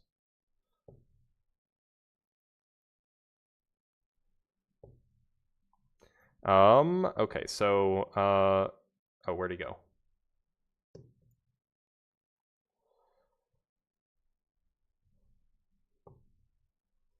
That's not the point. The point is, it's. So then why'd you just bring it because- up? No, that is the point. I mean, Then why'd you say it's not the point? the point is just because you say it doesn't exist does not mean it doesn't exist. Well, yeah, so can you provide an argument that demonstrates that it exists? I mean, brother, you do this for a living. I work. I know I don't. You think that this is my day job? Nonetheless, you've heard all the arguments. You just have to decide. Maybe you have for a better yourself. one. You just have to decide for yourself. My faith is my biggest one. I had a supernatural encounter with God Himself, and Okay. it was truly life-changing. And there's not a singular event that is not orchestrated by God that can. So let me just kind of, I guess, make it a little more intellectual. Irresistible. There's this terminology called irresistible grace, right? And in Christianity, this irresistible grace is. So imagine you were made aware of the most beautiful, most best, absolutely true, amazingly conclusion of something. It becomes irresistible. And when you have a clear Yeah, so give me the understanding- irresistible argument. So grace, for example. What's the The argument? fact- there's no argument. I'm just explaining it You're to just you. saying a noun. Irresistible grace is the fact that, wow, we are sinners. We need I don't forgiveness. think we're sinners. Well, just because you don't think that doesn't mean it's not true. Okay, so then do you have a reason why I should think that? Do you have an argument? I was explaining it, but you cut me off. I mean, you asserted that we are sinners, and that's just not, it's not in accordance with my position, so I'm just not going to accept anything that follows that, unless you can defend the position. Yeah, I mean, there's no way to I'm not going to do the convincing. God does the convincing. That's what makes it irresistible. Hey, here's a good question. Why do so many people die atheist? Why do so many people die atheist? Because they choose that. They choose to die an atheist. Well, I mean, look, the greatest good in the world is a relationship with God, right? Do what? Is there anything greater than a relationship with God? Anything more good? Anything more good? Well, that's a tricky answer. That's a tricky question to answer, honestly. Personally, that's the most beautiful thing to me. I'm asking, like, you believe in some sort of objective morals, right? Objective morals? Yes, but I don't get to decide what those morals are. Yeah, of course. So is there anything more good than a human having a relationship with God? Is there anything more good that human can experience, that human can do? No. Okay. Presumably, God wants, being all good. God wants. That is the most important thing for God, to have a relationship with humans, right? No. God does what he wants and it becomes perfect. What's more important to God than having a relationship with humans? No idea. I can't speak for him on that. But Oh. whatever he wants and whatever he does is good and perfect. But now I'm confused, because you said that the most good thing was humans having a relationship with God. But God doesn't want, that's not the thing that God wants most? I don't know. God what doesn't want most. the most what good I want thing? most is for other people to come to that knowledge of God being good. So does God want a relationship with humans? Absolutely. Okay. Does God... but clearly God doesn't achieve that desire, right? He absolutely does. Well, I mean, clearly there are people who die as atheists, right? So then he doesn't achieve it. They choose to. So he failed in his desire to have a relationship with everybody. No, I would argue that in the Bible he does not say he wants a relationship with everybody. You did just say he wants a relationship with everybody, though. He does. I mean, he doesn't want a relationship with those who don't choose it for themselves. So he doesn't want a relationship with everybody. If he does, but you have to choose it. So if I don't believe in God, he doesn't want a relationship with me? Why should he? Oh, so it just seems like your God doesn't care about everybody, doesn't want a relationship with everybody. He cares about those who he wants that want a relationship with him.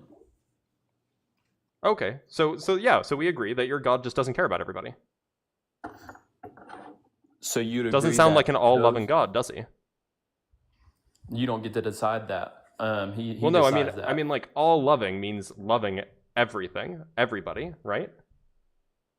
Yeah. So, do you believe in perfect love? I don't even know what that means. Perfect love. It's love that is absolutely perfect. I don't know what it means to qualify love as perfection, but this seems like a pivot. So, like, I'm going to continue down the line of argumentation. Look, so if God doesn't want a relationship with me, would you say that God still loves me? God does want a relationship with you. But I'm an atheist. I thought you said earlier that he doesn't want a relationship with people who are atheists. If you're not going to choose it, then the most loving thing he can do is send you to hell. You're telling me that eternal conscious torment is loving?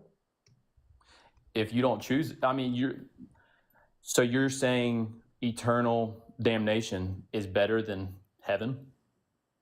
No, that's what you're saying. No, what I'm saying is that you have to choose that love. And if you don't choose that love, then you're going to experience eternal damnation. So that sounds like a threat. It's a promise. Okay, so that's just what people say when they're making a threat. So God is all-loving, but also threatens people? I'm not going to do it. It's a promise. I mean... So, okay, so so God threatens us with hell if we don't love him. That's what you're telling me.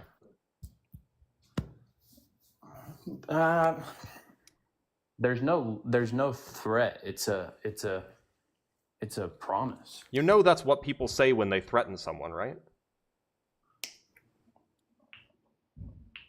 I mean, okay, yes, I do know that. Okay.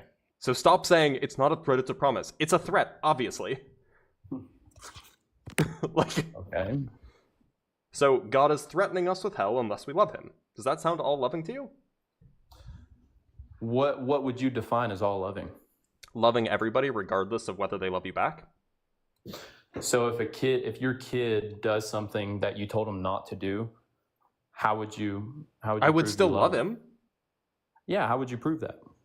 How would I prove that I love him? Well, I don't have a kid, so like, You would discipline him. You would discipline him, whether it be physically or you would maybe verbally. I would give a proportional lesson for whatever the crime is. But like, And if you probably for the most part, hold on. I would If your talk kid- to the kid. If your kid continued. Wait a minute, hold on. Just to be clear, what's the purpose of discipline for children? To keep them safe. Well, kind of. It's to keep them from doing it again, right? From doing the bad thing. Yeah, Right. Essentially keep them safe. Yeah. So why is God disciplining us if the discipline is forever? And so there is no Because he gives us after warning signs. that you He can gives us go. warning Wait. signs. So then this isn't discipline. This is punishment. Eternal punishment, right? Yeah. So the analogy of a parent disciplining their child is a false analogy because discipline and punishment are not the same thing. Yes. Okay. So you're not gonna believe in God. No one should believe in God off of fear of punishment. They Then why should does he do it? believe- Why does he doesn't do threaten it. us then? I guess I don't know. I can't answer that for him, but I mean, Well, if he does, it's so more of a would you say warning. that It's threatening more of a somebody is warning. ever loving? well, if God does it, it's perfect. That's special pleading. Would you say that I'm married. Take this with a grain of salt. Congrats. If I thank you. It's been a while. So this is a complete hypothetical. If I go up to a woman that I have a crush on, right, and I say, "Go out on a date with me, or I'm going to shoot your dog," is that loving? No. Okay. But if I say, "Love me with all your heart, or I'm going to torture you for eternity," that is loving? No. Okay, so God is not loving. No, God does whatever he does and it becomes loving. So if God commanded you to grind up 1,000 orphans and then line your garage with them, would that be loving? I don't think God would command me to do that. If he did, would that be loving? I don't think he would do that. It's a hypothetical. If he did, would it be Then loving? yes. Then yes. Okay. So it sounds like your God's morality is subjective. No. It just depends on God's whims. No, God does what he does and it becomes objective. Yeah, so God could tell you to go, grind up 1,000 babies, and that would be good in your view. Right. If God told you to do that, would you do it? If God told me to do that, would I Yeah, do to it? go to the local orphanage, or go to a bunch of local orphanages, abduct the children, grind them up into paste, and then line your garage with them. Would you do it? He would never tell me that. If he Yes. did, would you do it? He would never say it. It's a hypothetical. Why? If he told Then you, if he yes, told you to do but- it, but would you yes, do but it? he would Okay, you never say would. that. Okay, then I think I'm talking to a psychopath. Like, No, you're talking with somebody who just earnestly wants to see you in the kingdom of heaven one day. I pray for you, if brother. look, if the people who end up in the kingdom of heaven are, oh, he left. Okay. Well, anyway, I'll say what I was going to say. If the people who end up in the kingdom of heaven are the people who would be okay blending babies, if God told them to, then I don't want to be there.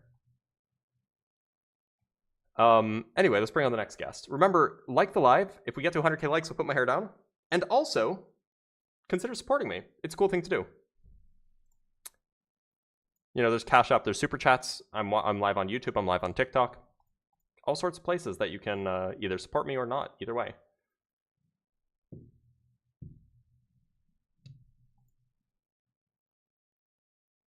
All right, let's talk to Jetnees. Hello, Dr. Blitz. Jetnees, how's it going? I'm doing good. How are you? I'm doing all right. What God do you believe in? There's not any particular God. I just think that there's probably some sort of like God entity. Now, all I can say really is that this entity is probably going to be some sort of like omniscient being, potentially omnipotent, but I'm not exactly sure yet. So what's your best argument for the existence of this entity? So it's like sort of non-standard, like usually like you see like sort of causal or metaphysical or epistemological or transcendental arguments. My argument actually takes an analysis from language as such, right? So do you know the distinction between a meta-language and an object language? No. Okay, so let's say like you're in this let's say you're in a German classroom, right? Mhm. And the German professor is teaching his or her students English, right? In this case, English is going to be the object language, whereas German is going to be the meta language. Okay, that yes, is- yes, I understand. I Right, understand. right. Yes, Yeah, yeah. sure. Okay. So every language of any kind has a meta language, right? Because obviously you need to talk. You have to have the sort of norms and conventions and rules used to be I able don't to think use that that's object true. language. Well, okay, Well- maybe, maybe, but I think that. Well, go ahead, continue. Right. So because like, language is obviously a social practice, right? So any sort of social practice has or incorporates or follows or obeys norms and standards, right? Sure. Norms of use, norms of practice, stuff like that, right? Okay. So if any and all languages have a sort of higher metalinguistic level, then that also includes the metalanguages themselves, right? So that would also mean that metalanguages have their own sort of meta-languages and so on and so forth, right? Because I'm not sure if that's actually true that all languages have a meta language. well, would you agree that language is a social practice? The language, like the word-based language that we use now, yes. Well, any sort of language that could be like, say, cybernetic processes or stuff like that, right? Any sort of languages, they have their own sort of meta-linguistic level, right? It doesn't have to be. I mean, would I simply say like that it's a speaking. social practice? It depends on what you mean by social practice. Language is used to communicate information.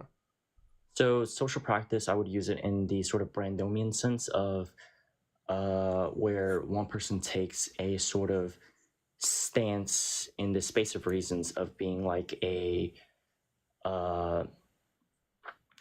asker of reasons, whereas another person takes the stance of being a giver of reasons, right? So No, I that's- don't think all language is that. Then not all language is about communicating reasons. Well, would you say okay? So, why exactly do you think that?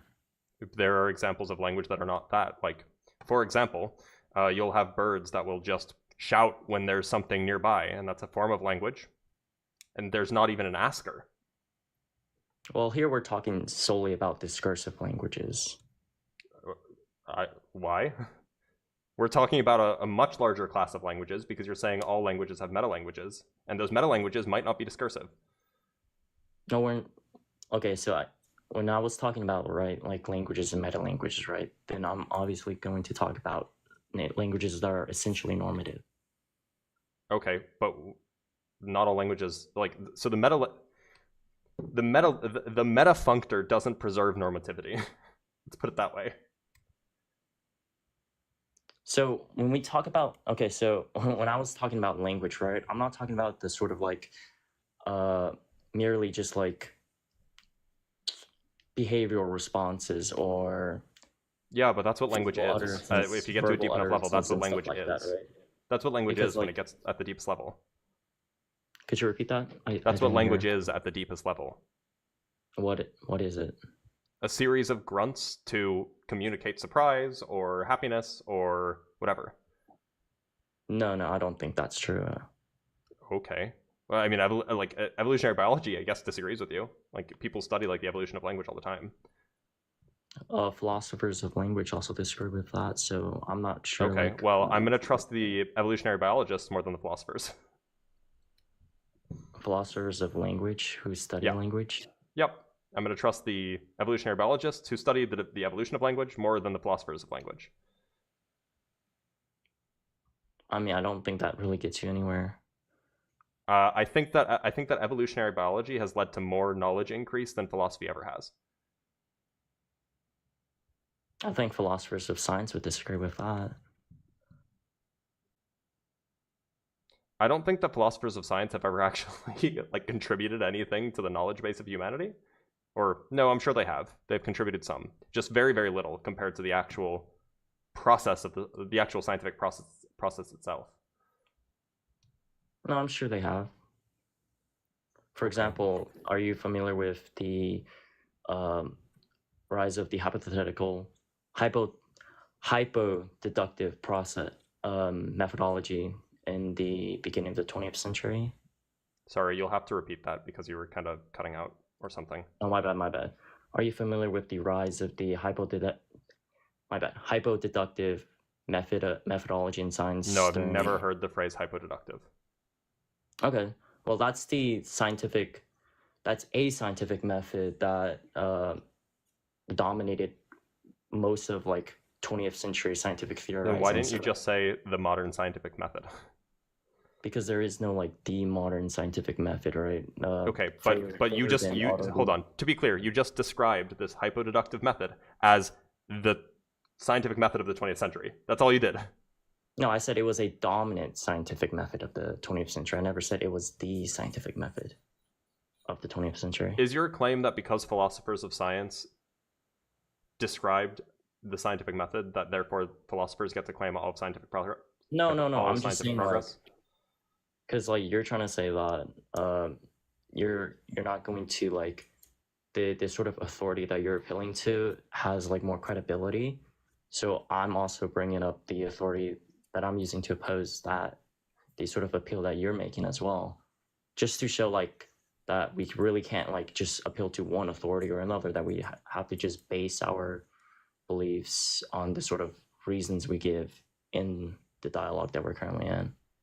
I don't think appealing to any authorities right now is actually going to take us. I mean, anywhere. well, so are you a philosopher of language?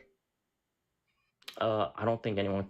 Well, I'm not like a academic philosopher of language, but I'm someone who like studies it. And I'm not an academic evolutionary biologist. Right. But the point is that we have some disagreement over how language originated. You seem to think that it didn't evolve, I guess, via a natural process of, grunts essentially. No. That's not what I'm saying. So then what are you saying? Why did you disagree with my claim? Well, because you're saying language at the very bottom is that, well, I don't think it's fundamentally or foundationally like that. If we're talking about from like a bottom up sort of view, then no, language is not something like that. But if we're talking about like a back to now sort of like perspective, then sure, the historical process of how language came to develop obviously relies on like. You have two people have no language in common. On an abandoned island, they have, or a deserted island, they have the one's Hungarian and the other is, I don't know, Mayan. Nothing like their languages are as distantly removed as they could possibly be. How do they communicate? What do they do? How do they communicate? Okay, so I would just appeal to some sort of Salesian narrative where, so firstly, they begin with like, they begin noticing and recognizing each other's like isomorphisms between like verbal and behavioral responses to stimuli, right? So like, let's say like that person one, right, is feeling hungry, person two is also feeling hungry, and they see some sort of fruit, right? But person one knows that that fruit is poisonous and you should not eat it, right? So before person two grabs it, person one kind of shoves it away and makes all sorts of like verbal and behavioral like grunts and body motions. Right.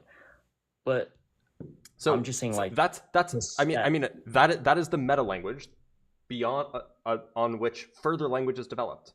And no, that's not what a meta language is. No. It is the language on which you learn. I mean, going off of your analogy, if you're teaching someone English in German, then German is the meta language, the language that you use to communicate to teach somebody the language of English, correct? No. So German is going to be the language that purports to be about another language, right? In Yeah. that specific case. So you are in that specific case, sure. right? So Whereas in the case English- of the people on the deserted island, whereas English, the language that they wait, use can that's I- about their language to teach each other words will be grunts Right. and pointing.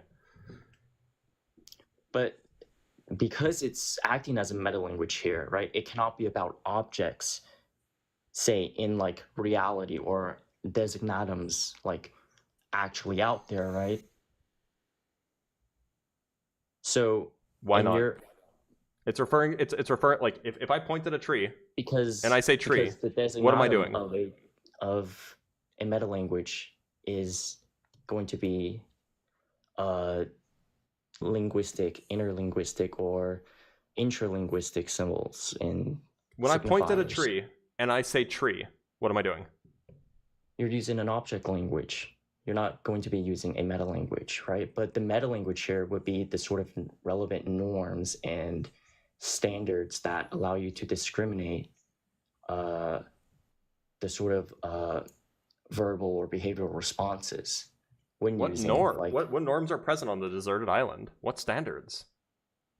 well, obviously norms and standards, they're going to be historically developed, right? And What if I share no history with a Mayan if I'm Hungarian? well, then I would just invoke like a Salarzi narrative, which I was explaining, right? So they go from like Right. these And sort of mere so discriminations where's to eventually and developing. you're just using that to point to objects. That's how we teach each other languages. We point at things and we gesture and then we say sounds. Right, but my point here is right, like historically, from a historical process, yes, from a back to forth process. No, but that's like if you want to talk about language, if you want to point develop is, a right, language, from a you bottom have up to perspective, the language is bottom not layer is really grunts. that. Because language as such, we're talking about language as such here. I'm talking about language as such here. You're talking about language as it was historically developed. That's two different things, right? I'm talking about the way that we think, the way that we conceptualize language to begin with. Nobody but- conceptualizes language in the philosophical way. They literally learn language as a baby, in the Well, way of I've course nobody described. Obviously, no one obviously, the common person doesn't conceptualize language in the philosophical way, just as the common person doesn't conceptualize, say. So then, what is this argument relevant the to? It's results not of relevant to the actual physics in the way conceptualization that of a language. physicist would, right? The normal person doesn't know that there's multiple atomic models for the nucleus. What you're trying to suggest, if I'm understanding you properly, which who knows if I am, because I think you're intentionally using jargon when it's not necessary. No, I'm not. I've explained So all the it's words I've accidental. used. No, I'm saying I'm not using any jargon. I've explained all the words I've used. I've explained what a meta language is. I've tried to explain to you what a meta language is.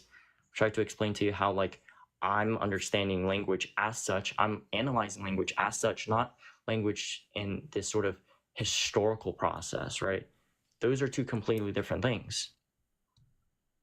I'm aware that those are two completely different things. The point is it seems like, and to be clear, I'm not referring to language in a historical sense either. I'm referring to it in the way that people actually acquire language. That's going to. It's not historical. It a happens historical. today. No, it's historical not story. historical. Yes, that is going to. There's be. nothing historical about a baby currently learning language. I'm not talking about historical in the sense of a historian. I'm talking about historical in the sense of there's this sort of narrative that occurs when, say, you acquire or. I'm sorry, guys. I'm not talking about historical in the sense of a historian. Like, oh my god. Just speak plainly. You know that you're not communicating well when you have to use words like that. When you can't use words in a standard, clear way. Like, it's not a sign of intelligence.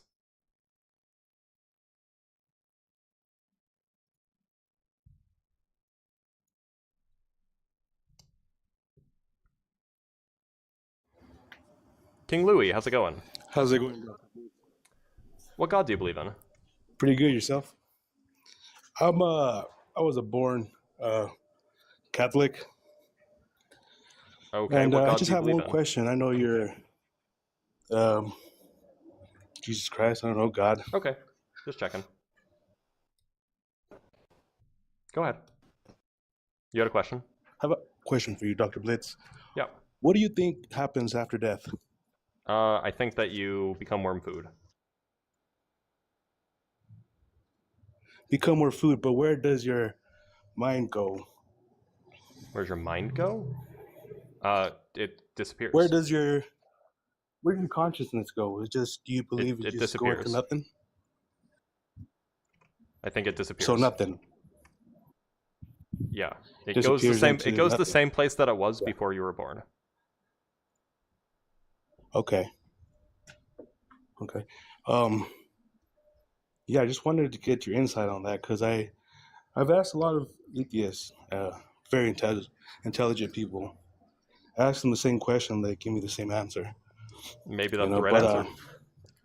I don't know. Like a lot of people that have been coming up here leave out one important thing, and that's if you believe in God, which is good, you also believe in bad, and a lot of people leave that out.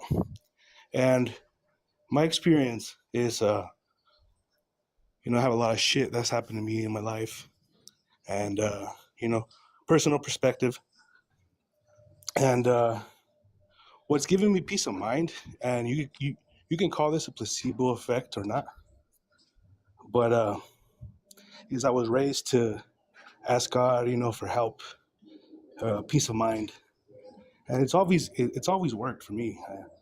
And So hold on. Do you want I asked. to provide an argument for the existence of God, or because otherwise you're just preaching? Yes. Okay. So what's the argument? Yeah. Sorry about that. So to me, God is love. What's the argument? It's all love. That's well. An The argument, argument is is a that what does Ian say? It's a claim and a warrant, a reason to believe. God Those are is his love. words. Their words. Yes. Fuck. I have a reason to believe. No. that What's God is the love. claim? The claim is that God And- exists. And then what's the warrant? What's the justification for Yes. that belief? That belief is. No, I see you got me there. I'm not. You don't have a reason to I'm not believe? like too. I have a reason to believe that What's the reason? if I was promised my reason or the reason. Why do you believe it? Like I don't have a scientific reason for you. I just have. Do you have a something- deductive reason? What's that? Some sort of set of premises and then a conclusion, set of true statements that then imply a true conclusion, something like that. Something like all men are mortal, Okay. or I am a man, therefore I am mortal. Okay. You know what? Like, any now that reason, I'm talking to any you, reason my besides brain just is like God spoke really with me. fogged. I just. No, not really. God speaking to me. It's just Then what's the reading. reason? Of course, the scriptures have been tainted over time, and there's a bunch of religions to believe Okay, in. so what's and the reason? the reason to believe in God, Yes. or the reason why God exists? What is the justification for the claim that God exists?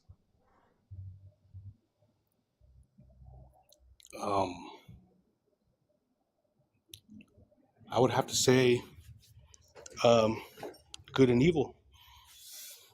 Good and evil can exist even without a God. I don't see how that proves that God exists, or how that justifies the existence of God.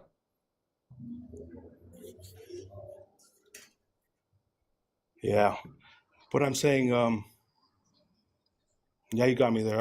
I wanted to ask you that question about Okay. what you believe that happened after death, and I'm a Catholic, so I'm not like a super diehard religious person. I just wanted to My condolences for the here. Pope. Thanks for being here, Louis. Later. Rest in peace, Wope.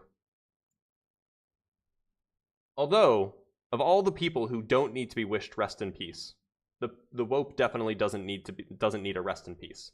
Because the Wope gets into heaven, like, automatically, I'm pretty sure.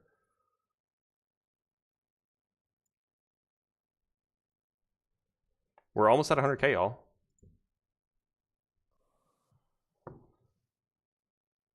Jess, how's it going? Pretty good. Yourself? I'm doing all right. What god do you believe in? I believe Jesus is God. Okay, and what's your best argument for that claim? Well, uh, that's what you read. You come to that conclusion when you read. I've read a lot. Pretty Okay. pretty sizable amount, and I haven't come to that conclusion. So, well, there's different areas of scripture where he's not saying it. Jesus himself is not saying it directly that he is God, but there's questions that the Pharisees ask where his Right. answer. I don't think that any of that's true, though. I don't think that he actually is. So I'm asking, what's the argument that he actually is? So in that case, like, I could do that same thing with anything else we read, even besides the Bible. You could be telling me, oh, this book says this. Well, I could just be like, well, I don't believe that's true. So Yeah, how you would you could. ever So how would you ever convince me? So You know I what would I'm provide saying? you with additional evidence. The bigger the claim, the more evidence I should need. For example, if I Okay, made so if I made the claim that, like, I have $10 billion in my bank account, and then you probably wouldn't believe me unless I, like, gave you a lot of evidence, right? But if I told you that right. I have, like, $800 in my bank account, you'd probably believe me, just based off of Okay, my so word. So if yeah, you're you're gonna right. claim that a guy says that that a guy actually is God, then you're gonna need a lot more evidence than just words on a page. Okay, so there you go. So he is a part of history. He was I agree that written Jesus about probably by existed. Sure, I agree. right. Okay, and he performed miracles and Well, he I don't he think did that happened. okay, and then probably 3 guests ago, there was a young man you were getting into it with, and what he should have said is Easter just passed, and what Easter is about is Jesus raising from the dead. And you said was their physical bodies in heaven. There actually is 2 people in the Bible that just got took from the earth with their physical body, and according to what we read, they're supposed to come back, and Jesus being one of them. People have physical bodies in heaven, in your view? According to what the Bible says, yes. One Okay, of so them. do physical bodies obey physical laws? I'm not. Well, yeah, of course. Okay, Go so on. are there laws of physics in heaven? So again, so there you go again. So in the Bible, it says that the eye has never seen, the ear has never heard, the mind has never imagined. So I couldn't tell you that. Okay, And well, to be honest, so look, this is deductive, right? Like, this, it just follows, like, if there are physical bodies, then there is physics. That's what it means for there to be physical things. So if you well, believe that there are but physical bodies in heaven, then that means that you believe that there's physics in heaven. according to what I read, there's 2 physical bodies in heaven. However, So then you you're believe that there's you're physics in heaven. you're applying Earth physics No, to I'm not applying Earth heaven. physics. Look, Okay. the word physical Yeah. body, or the phrase physical body, has physics in it. Okay. Hey, how about this? Yes. Yes. There's physics in heaven. Now what? Okay, does that Now so what? does that mean does that mean that you can fall and break your arm in heaven No. from Of course gravity? not. Who's to say there's gravity in heaven? Okay, does that mean that I can break somebody else's arm in heaven?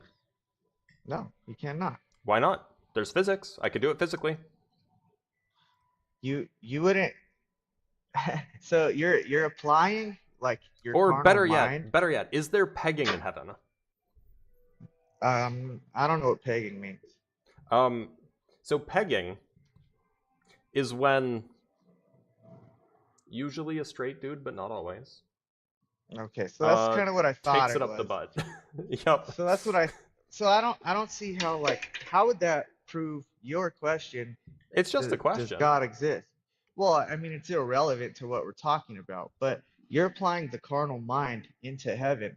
Like Well, God look, can if take there's physical physics in bodies. heaven, then in principle there could be pegging in heaven. No, there can't Why not? because There are physical there's bodies. you, Aren't well there physical if you bodies? so you say you read right. If you've read the Bible, then you would know there's nothing but righteousness in heaven. Oh, There's is nothing pegging like not that going righteous? on. Is it? Do you think I it's mean, right? Would you want your son doing that? Would you want your I mean, dad like, doing that? look, if he wanted to, by all means. Do you think it's right? I don't have a problem with it. But do Do you you have a think it's problem with right? it? Well, Do you think it's right? I don't think that sexual acts are moral or immoral. I don't think that like there's like a moral value. I don't think it's right or wrong to like have sex one certain way as opposed to another certain way. Do you So think it's wrong? for for a man to be doing that with another man? No, for Yes, a I man do. to be doing it with a woman. For a woman to put No, it I up the don't. butt. Bro, so this again, like this is getting carried away. Like we're getting off subject here. You And we're said what very proof much do I on have subject. that? No, because you said what proof do I have that there's God, right? Mm-hmm. Well, And we experience it seems like where we from your can't. description, it seems like that your description is consistent with a heaven in which there is pegging. Oh, right. So I don't see how how does that have anything to do with God being real or not? Well, it seems like if your view of heaven is consistent with one in which there is pegging, and you also assert that there is no pegging in heaven, then you run into a contradiction, which means that maybe your view of heaven is wrong. And what that means is that maybe your view of God is wrong. Okay, so if you've read in the Bible, you know what, bro? Honestly, Yeah, I don't think there's any convincing you. You're locked into, you don't even like, you're not even open to understanding. And then you'll just take the argument in like left field just so you can continue on trying to make other people look dumb. But you're not even being logical. You're just throwing in odd stuff in there that just doesn't even need to be part of the conversation. You're locked into your idea, and there's no it's a convincing crash you. out I could Connor see that we that. got right now. See it, and like, yeah, I noticed you like to like insult or Well, I mean, like, look, that look, makes you feel good about I yourself. gave Because you we started off with, hey, a how are you, deductive right? argument. And then you start going into this stuff where you're just insulting people. Did I So like, look? there's just no Did I convincing insult you? Did I insult you when I said that there might be pegging in heaven? No, it's just your whole tone of voice and everything. Like this, just your presentation. How about It just that? seems like you're upset because I gave you a reason why your God probably isn't real. um, you know what, man? You're right. I'm wrong.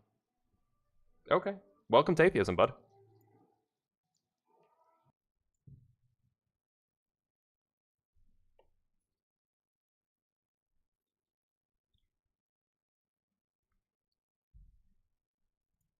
W concession. We grant that. Damn, why is Ian so funny though? But like actually. Alright, let's bring up the next guest. Oh, actually I think we have a guest on YouTube.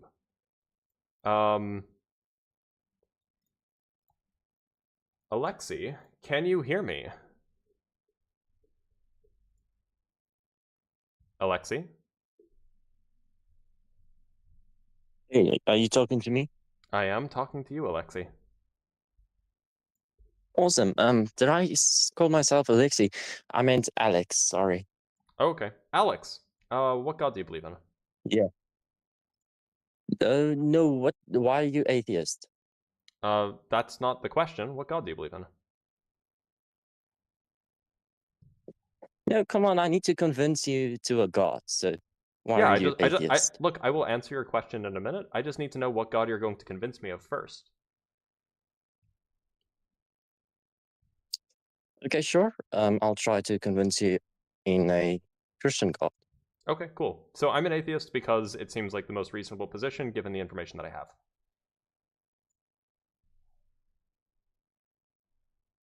Okay, cool. So what argument do you want to do? The cosmological argument? Whichever one you think is the best. Okay, cool. So, why is there a God? What is the evidence for God? I would say that, well, to make a claim that it all started with a Big Bang, right? That's not my claim. Would be a bit illogical. Yeah, but it's like scientists' claim. So what is your claim? Let me hear it. My claim is that we don't know whether the universe had a beginning or not. Okay, so the universe might be infinite. Could be. Larry Strawman. Okay, cool. Why would that exclude a God? Did I say it did? Well, you're an atheist, so why? Yeah, these two things aren't related. I don't think that the universe might not have had a beginning because I'm an atheist. I think that because that seems like the most consistent view of reality that we have. Okay, but if the universe was infinite, why would that exclude a God? You said it I might never be, said it so did. it could be. Okay. Do you believe the universe is infinite or not? I lean towards yes. Are you 50-50? I'm like maybe 60-40 Okay, or 70-30 okay. or something like that. Okay, cool. So my question simply would be, would there be a God, or would there be some form of higher power within an infinite universe? Would it be logical? Or What do you maybe mean higher power? not even logical. Would it just be, yeah, just a form of higher power? So like an alien? Maybe Would an that alien has count? control over us. What? Would like an alien count? No, not an alien. So let's define God as a higher power that has control over his creation within an infinite universe. Okay, I don't see why that thing would exist. Okay, what do you call a computer? What do I call it? A You know, computer. I can create a computer, right? And I Sure. can control the computer within this infinite, supposedly, universe. So why could a God not create some form of intelligence within this infinitely universe? Are you suggesting that we are a simulation of some kind? No, not at all. Just a form of intelligence that was created, maybe. Okay, but I don't have good reason to think that we were created, like, by some intelligence. So, like, what's the argument for that? So, but why? Why don't I think we're created? Because we know the evolutionary process. Yeah. Which I don't believe in. Oh, you don't believe in evolution? So we have an interesting claim. Yeah. So wait, what? Sorry, you don't believe in evolution? Do you think that how old do you think the Earth is? Okay. I'm not sure because Pangea seems to point to a really old Earth, and zircon dating seems to point at an Earth that's billions of years old. So, but then, but if you, I agree that that's what the evidence seems to suggest. But then, why don't you believe in evolution? Because usually, if you don't believe in evolution, it's because you believe that humans were just created as is, 6,000 years ago. Yeah. No, so it seems kind of contradictory. And I'm not like pressing you for an argument here. I'm just curious what your beliefs are. Not at all. So the Pangea, or like the age of the Earth, I'm still questioning it. The Bible is not specific about it. So there are a bunch of people that date the Bible back to be around 6,000 years old. So from the time of Paul back to creation, to be about 6,000 years old. But I don't know. I think there is definitely possibility for the Earth to be billions of years old. I'm not sure why people would think it's not. Okay. But then why reject evolution? Because it's just difficult for me to believe that we formed without we formed with just pure chance, just Evolution. pure chemical and fine-tuning chance, you know. But evolution doesn't require chance, right? Evolution has a selection mechanism, which is why it's not chance, right? What is that selection mechanism? Sexual selection, other forms of adaptive selection, generally called the umbrella of natural selection. Okay. Where did so how did it? Do you have any idea how it might have started? Are you asking how life started or how evolution started? Yeah, how life started. I have no idea, but So not my yet. understanding from talking with biologists is that they actually do have a pretty good idea of how life started. Okay, cool. So you see, that's the difficulty of evolution. Like, But evolution for has me, nothing to do with where life came from. For example, you can think that God created life, and then evolution took over after that. Right? That would be compatible with evolution. yeah, sure, but I think the Bible states that we were created as human beings, and Right, but it God also created but it and- also states that and stuff. Yeah. it also states that birds came before land animals. And it states that, rock badgers chew their cud. And, it states a lot of things that are just not, scientifically accurate. As Christians love to say, the Bible's not a science book. Yeah, but I mean, do you read that in context? Do you? Well, Could you but explain you're not to me reading. what? So Why do you? I was literally referring to Genesis 1. In Genesis 1, it says Yeah? that birds existed before land animals. And there's no context there. It's just Okay, wrong. Land animals existed first.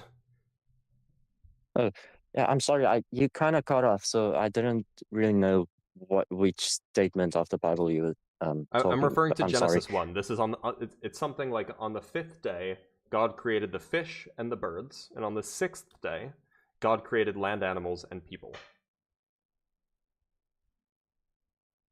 Okay, so why is that? Because land animals existed before birds did. And you prove that why? How? Because we have a fossil record. The fossil record is very definitive that there were lots and lots and lots of land animals before there were any flying animals.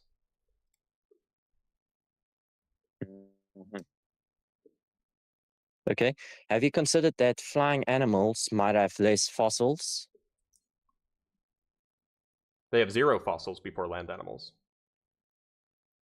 Yeah, but do flying animals, because of their bone structure, do you think that they might fossilize or not? They do Like, fossilize. during that time, do you think? We have fossils of flying animals? Okay, but under what conditions though? Because if a bird dies and it's just floating, it gets digested pretty quickly. But if it's submerged, if it's Wait, if it's so when a bird compressed, dies, when a it'll get bird dies, fossilized. it falls to the ground, right? The same place that a land animal goes when it dies. Yeah. So they're both on the ground. So they would fossilize the same way. But we're talking about the mass, so a bird is like really light weighted. Yeah, well, small land animals animal would be. fossilize small animals fossilize. Actually, small animals fossilize more easily than large animals.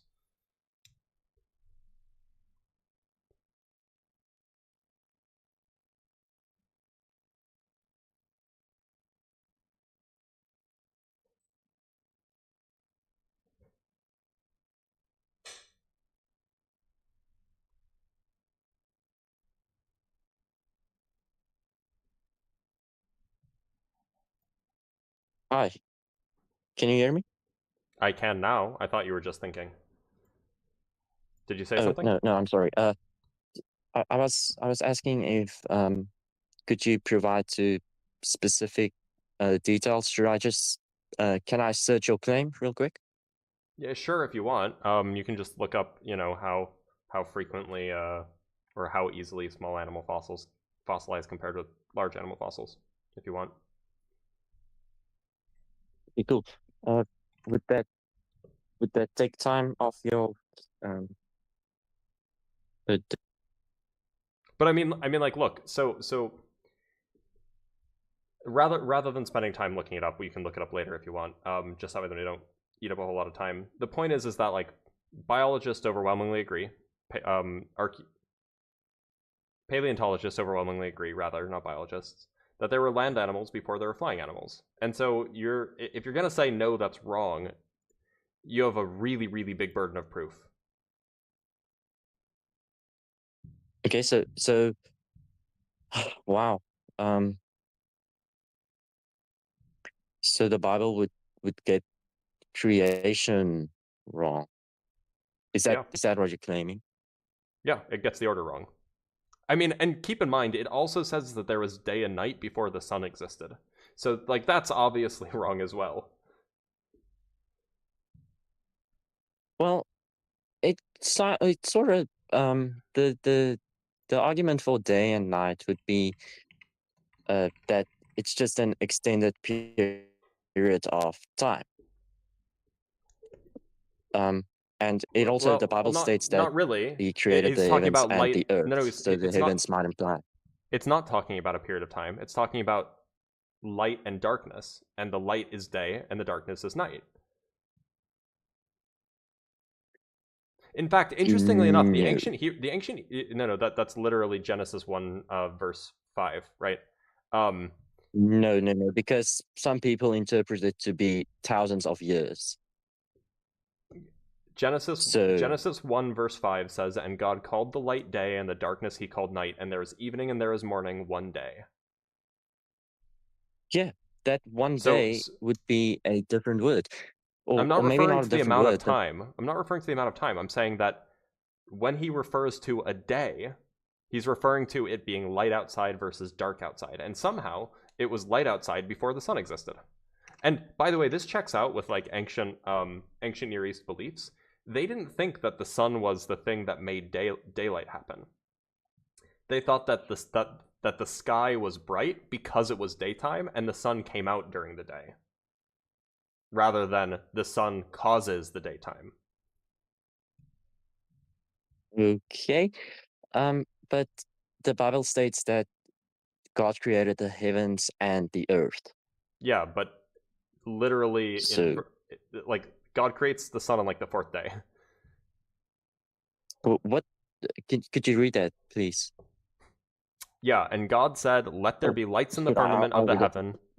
This is Genesis 1 verse 14. "And God said, let there be lights in the firmament of the heavens to divide the day from the night, and let them be for signs and for seasons and for days and for years. And we let them be for lights in the firmament of the heaven to give light upon the earth. And it was so. And God made the two great lights, the greater light to rule the day and the lesser light to rule the night, and the stars. And God set them in the firmament of the heaven to give light upon the earth and to rule over the day and over the night, and to divide the light from the darkness. And God saw that it was good. And there was evening, and there was morning, a fourth day." God created the sun on the fourth day. There were 3 other days that was where stuff was happening. Like, plants existed before the sun existed. Plants can't exist without the sun. brother, plants can't exist without light. Okay. No, wait. Where was the light coming from if not the sun? Where was the light coming from? Take a guess, brother. Where? Tell me.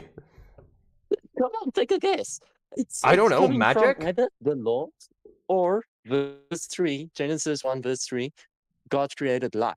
So you're saying that, do you believe that there were plants before the sun existed? No. Okay, so then Genesis gets it wrong. No, it doesn't. Well, Genesis says that there were plants on the third day and the sun on the fourth day. No, Genesis 1 verse 3, and God said, let there be light. And there was light. That's great, but that's not the sun. God saw the light. It was good. That's not the sun. And on the first day, so light was created before but that's not the sun. Created. That's not the sun. It's light, and plants need light and Okay, water so to be clear, to do you function. think that plants existed before the sun did?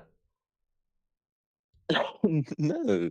Oh, Well, yeah, but the Bible yeah, does. The Bible thinks sure. that. Okay, so you think that plants existed before the I mean, then you're at odds with the entire scientific It community could. here. I wasn't there, so but Your it your could. burden of proof is huge. Do you have evidence for this? Do I have evidence? Okay, so I stated that it could have existed before. It doesn't need the sun, just like your theology doesn't need God. My theology? What Or theology? your no, not theology. Your scientific research. I'm asking what you believe. It Do you doesn't need believe that plants God. existed You before could the sun? explain it without God. Do you believe that plants existed before the What? sun? It could have. I'm asking what do you believe? Do I believe? I have never questioned that, so I'm not sure if I could believe, but it could have. Yeah. I don't think that you can have light before the sun, to be honest. But I mean, if you're just willing to invoke magic, I guess. Okay. Well, the Bible says God is light, so I mean, He And created the light. Bible also so says that you plants can existed before the sun, which if you believe that, I take that as an absurdity. Okay, but I have stated that the plants need light. It doesn't need the sun. Okay. Can I draw a plant using a different star than our sun? Use with a different star? No, they're not bright enough. Why not? They're not bright enough. Why not? Because they're too dark. That's what not bright enough means. You're cutting off again. I'm so sorry. They're I'm enjoying this, by the way. So the I'm stars not. are I'm getting not bright passionate. enough. So it might. They're too far away. So different stars aren't bright enough. Okay. What Yes, if we they're too far have away. a complete like? Wow. Okay. What if I take the plant, I put it on a planet next to a different star? Okay, that is like exactly the same length that Earth is from our sun. Would it still grow? Sure, as long as it has the right chemicals and stuff. So yeah. So I'm sorry that we're arguing about how plants grow. So It's okay. plants just need light, heat, and Yeah, water the trouble grow, is that God also created the stars after plants. So there were no stars, not even the sun or the moon, before the plants existed. I'm not going to say this again. You don't need the stars. You Look, just need light. as long as you're willing just to need admit light. that it's. Do you agree that it's absurd that plants could exist before the sun? No, I would not agree to that statement. Okay. I would It's agree not that it's absurd. pretty absurd. Definitely not absurd. Why isn't it possible? Well, because I mean, everything that we know about biology, everything that we know about like astronomy, everything we know about chemistry says that plants need the sun, or rather, need a stellar light source. Exactly. To develop, yeah, it's required. So like what's your so the burden of proof is on you here. So plants need a stellar light source, right? In order to develop, yes. Yeah. So why? It states that God gave them that stellar light source on day 4 before creating the sun. No. A stellar light source is a light source coming from. Light. No. God said, a stellar light source. A stellar light source on verse 3. A stellar light source is a light source from a star. Oh, sorry. Oh, you said stellar. Okay, no. Just I don't agree with that. I think okay, then you're at odds with biology, chemistry, astronomy, probably physics somehow. No, because okay, wait. Let's say, if God said, "Let there be light," right? Why isn't that light stellar? Because it's not coming from a star. That light would have been stellar. It's not coming from a star. Oh my word. Okay, so you just said that stellar light is needed to grow a plant, right? No, for plants to develop. You can grow plants plants to indoors if you want develop. to, but that's because the plant has already developed. Like it's already evolved, it's already formed. Didn't God create mature plants? It already developed plants. I mean, if you're guess gonna believe that, then again you're going up against the entirety of biology, the entirety of chemistry, the entirety of paleontology. okay, And prove so to your me burden of that proof is huge. that plants were developed. Prove it. Like No, the burden of you- proof you is on say you. you- You're the one dismissing the Okay, entire scientific okay. consensus. The burden of proof is on you. Okay, I'll you stated that you do not know how life. You there? Hello. Hey! Sorry, can you hear me? I'm sorry. I can hear you. I'm sorry. You're good. You stated that you do not know how life began. How life began, right? I personally don't, but like I could go like DM one of my biologist friends and they could let me know. Yeah. Sure. I don't care. So how do you know that plants like? How do they know that plants were developed? I'm really curious about that. Genetic evidence, So now the fossil burden of proof evidence, is upon you. and anatomical evidence. What? I mean, you can just go read about this in an evolutionary biology textbook. On how life began. That No, plants need on how plants to evolved. develop. On how plants evolved. Uh-huh. This has nothing to do with where the first life came from. This is about how plants developed. But if we isn't plant life? Yes. But there was life that existed before plants existed. And we're only talking about plants existing. I'm sorry, I think I'm confused here. Anyways, so can we go back to so plants need light to develop, right? Plants need a star to develop. Plants, as far as we can tell, plants need a star to evolve. Yes. Stellar light. Okay. Does it state that when God created, when God said that let there be light? Okay. I'm not believing this, but I'm gonna try and put it in these terms. When God said let there be light, okay, does it state that he did not make the sun to be that light? He says specifically, because it says specifically when he made the sun, and it's on day 4. Okay, but no. No, it literally says it. On day 4 is when God made the sun. Yeah. Please refer me to the verse. Day 6 or verse 16. 16. Okay.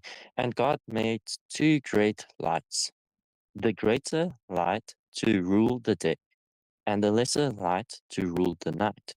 He made the stars also. And if you keep reading, you'll see that this is the 4th day. So, could you read for me Genesis 1 verse 4? Yes, and God saw the light that it was good. God divided the light from the darkness. And verse 3 would state that, and God said, let there be light, you know? Mm-hmm, yeah. It doesn't say anything about the sun. It says that it says stuff about light. Yeah, okay, yeah. So, yeah, verse 16 would state that, I think, in my opinion, that God created the sun on that day. But the point I'm trying to get across is that whatever light God created in Genesis 1 verse 3, could that light not have been enough for plants to develop?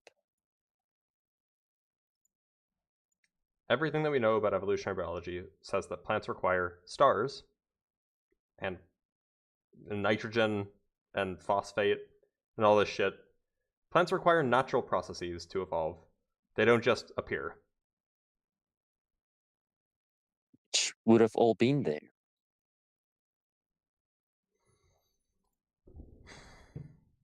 Do you see my point? I see what you're trying to say. I think it's silly. Why? Because you believe that plants existed before the sun. You keep going back to that. Okay, Yes, can and I it's ask you absurd a because it's different obviously question? not true. It's obviously not true, and you're the only reason you believe it is because you're forced to because of this silly book. Okay, can I ask you a different question? Sure. In fact, can I now ask you why would if there was a God? Okay, I'm gonna throw you with this card. If there was a God, would you believe in him? Yeah. If I could be adequately convinced, yeah, absolutely. Awesome, but now, why would so you do not have something? So my question is, you do not have an emotional or something traumatic against religion No. or against there being a God, you know? No. Okay, cool. So I should be able to convince you with logic that there could be a God, Yeah. since that's the purpose. Okay, cool. So then back to the cosmological argument. Everything requires a cause, and it was caused with an uncaused cause, which would be God. So wait a minute. Why? If everything requires a cause, then there is no uncaused cause. Wow, yeah, that's a good point, but everything for us who are created. So Why we should are I accept limited. that principle? It seems like a very ad hoc principle. Okay, how did the Big Bang form? From a prior state. What caused the Big Bang? From a prior state. Some prior physical state.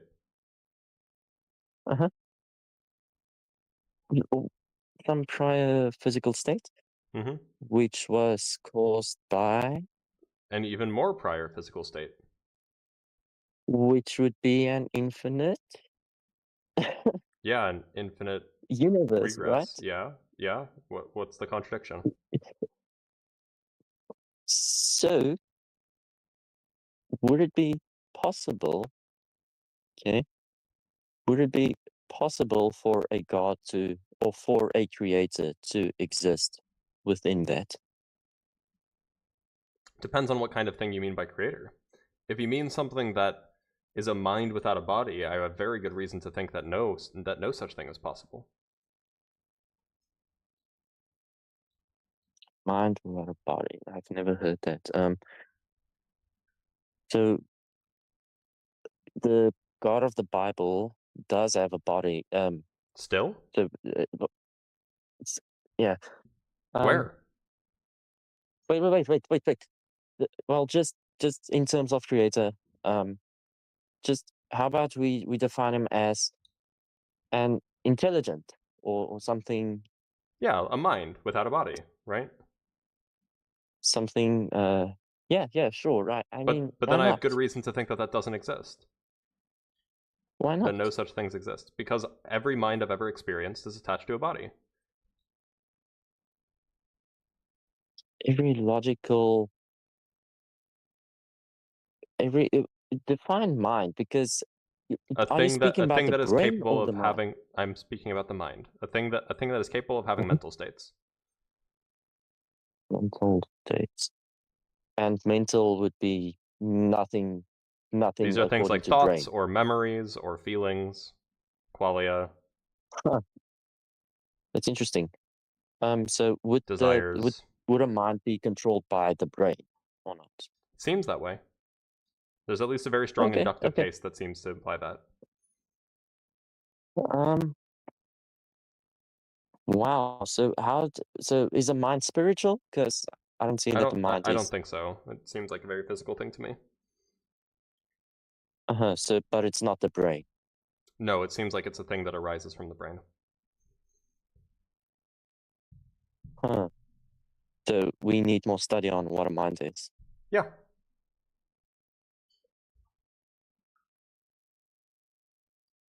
Wow. Okay.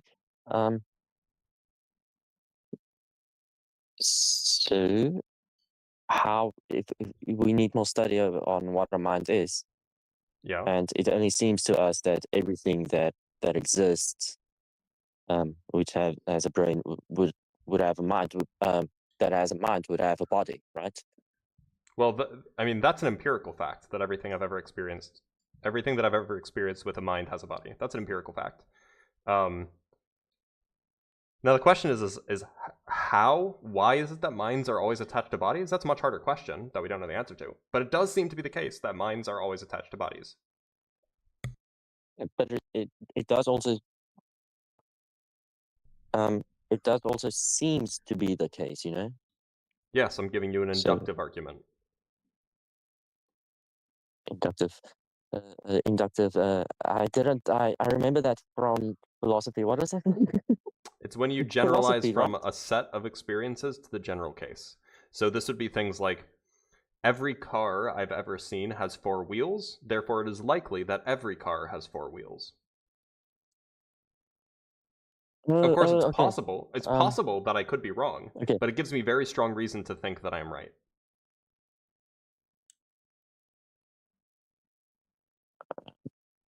I'm sorry, you cut out. Could you repeat that, please? I said it gives me very strong so inductive arguments can be wrong, but they give you very strong reason to believe that you're right. Yeah, but they can be wrong. Yes, it's a probabilistic argument. So, so based on that, why don't you just can you accept that you might be wrong on that? I could be wrong about everything. That I could absolutely be wrong about everything. I exactly. just don't think I am. Otherwise, I wouldn't believe what I Exactly. believe. Could you be wrong?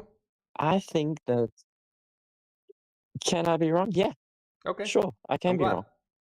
Scientifically, everybody can be wrong. Sure. But biblically, in my faith, right? I think that it would be logical to at least think that there is a God or there is some sort of evidence for God, you know? Well, what's the evidence? So you know,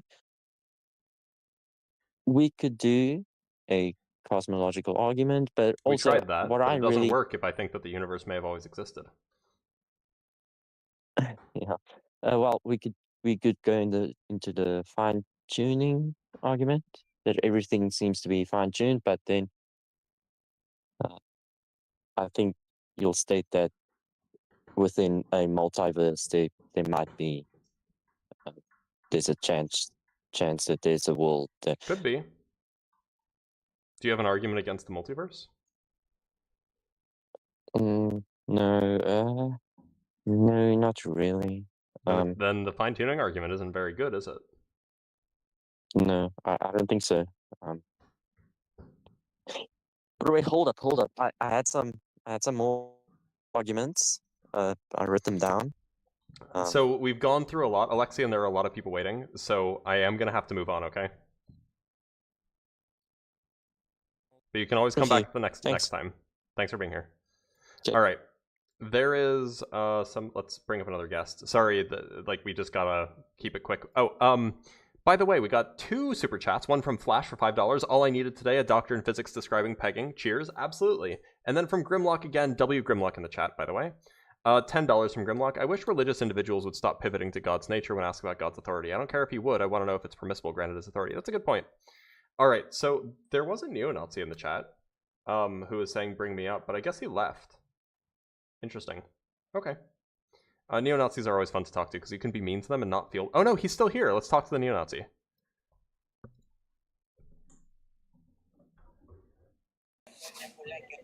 Oh, actually, this is a joke. I'm actually not going to talk to him. I just wanted to bait him. I wanted to bait him and make him think that he got on and then kick him off. His name is Israel Did 9/11. So, you know.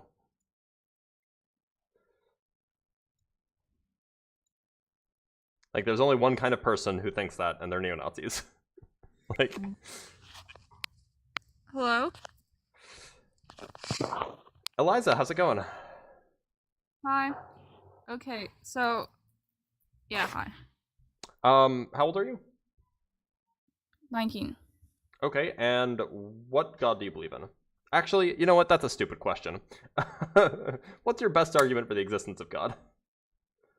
First of all, I'd like to say I don't believe in the Bible, but I believe in the God that is shown in the Bible. Okay, close enough. Yeah. So the existence of God is like it could be proven. Okay. By like just the amount of people that believe in him and like know he exists. So 3,000 years ago, everybody believed that the Earth was flat. Does that mean that it's true? No. So then, why does it matter how many people believe it? Because like it gets to a point where there's a lot of people. But like everybody believed the Earth was flat 3,000 years ago. Okay, well then maybe that wasn't a good argument. So like he does like exist because there's something above us, something created us, right? Why do you think so?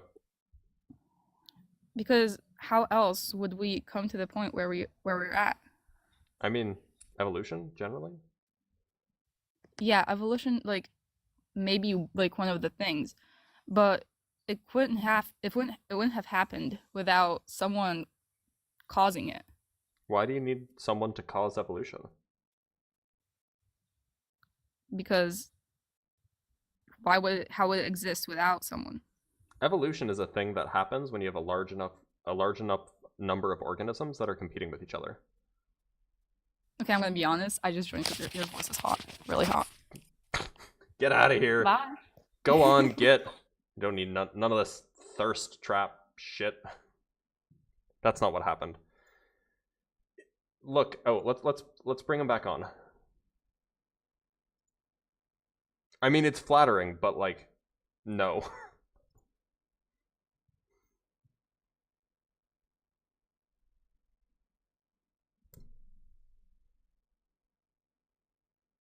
So, one of the things that you learn when you're married is you don't say sorry no, right? You don't apologize for turning someone down. You just say no because you're not sorry, right? Why would I be sorry? I have the best woman on the face of the earth glued to me because she has to be, because for some reason she agreed to marry me. Why would she do that? Oh, Mikey, we talked recently. How's it going? Good, how are you? I'm doing all right. Got any new arguments for me? New? I'm not sure. I'm not sure about new. I mean, but I still believe in the same thing, and I do believe that God exists. Okay. But like, And, we already hashed yep. that out, right? I'm not sure if we got to a conclusion. Okay. Or what? So where do you want to pick up? Well, okay. So, what's your argument that God does not exist?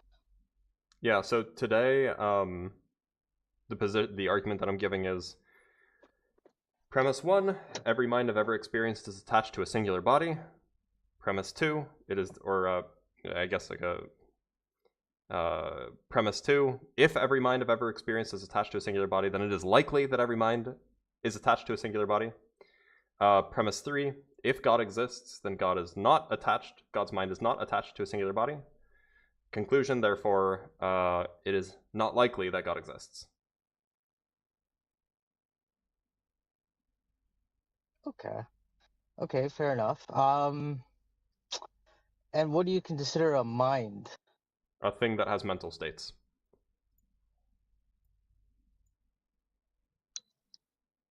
Mental states, okay.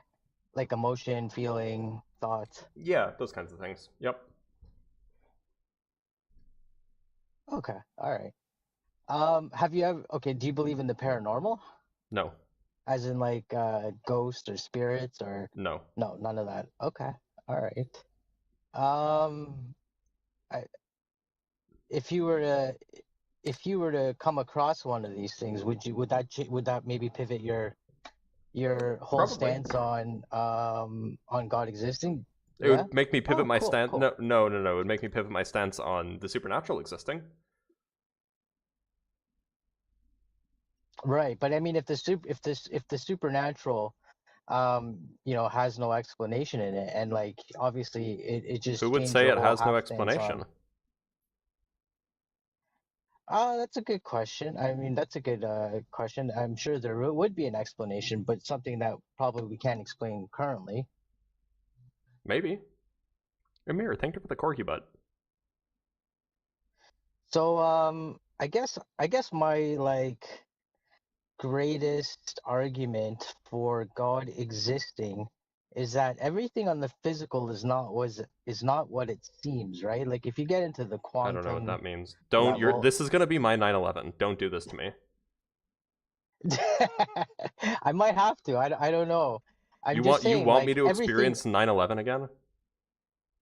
No, I Then don't know what don't you do it to mean me. by quantum level being a 9/11. I don't get the correlation between that.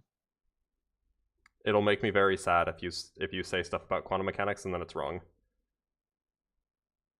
Well, I'm just saying, like everything we can touch, feel, I mean, everything we can touch physically is not exactly what it seems, right? It's because isn't it on the quantum level? Everything is just like energy, basically, and it's just like I was all wrong. the This isn't my atomic. 9/11. This is my Hiroshima. Okay. No, So, not everything is well, energy. you're okay. So, is everything made of energy? Nothing is made of energy. Energy is not a Okay, thing so that things matter. can be made out of. All right. Matter being what?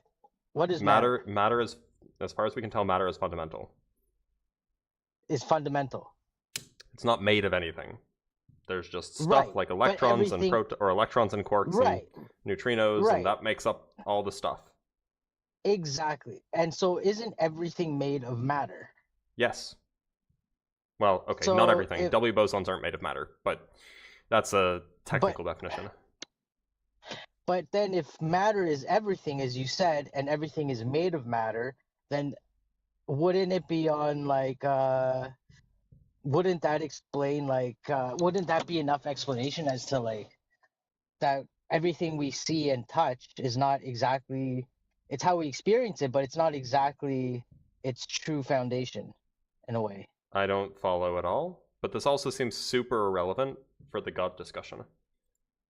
Well, I'm saying this is my qualification that there is something holding everything together that is Yeah, currently unseen. there's four fundamental forces holding those things together. Electromagnetism, gravity, the strong nuclear force, and the weak nuclear force. Right, and everything is based upon that. Yeah. So everything, in fact, like, okay, so like if I'm holding on to my steering wheel, like it's just this matter that's being held together by all these forces, but in Yeah. reality, it's just it's and if you look at it, isn't all matter like isn't there just space in between everything?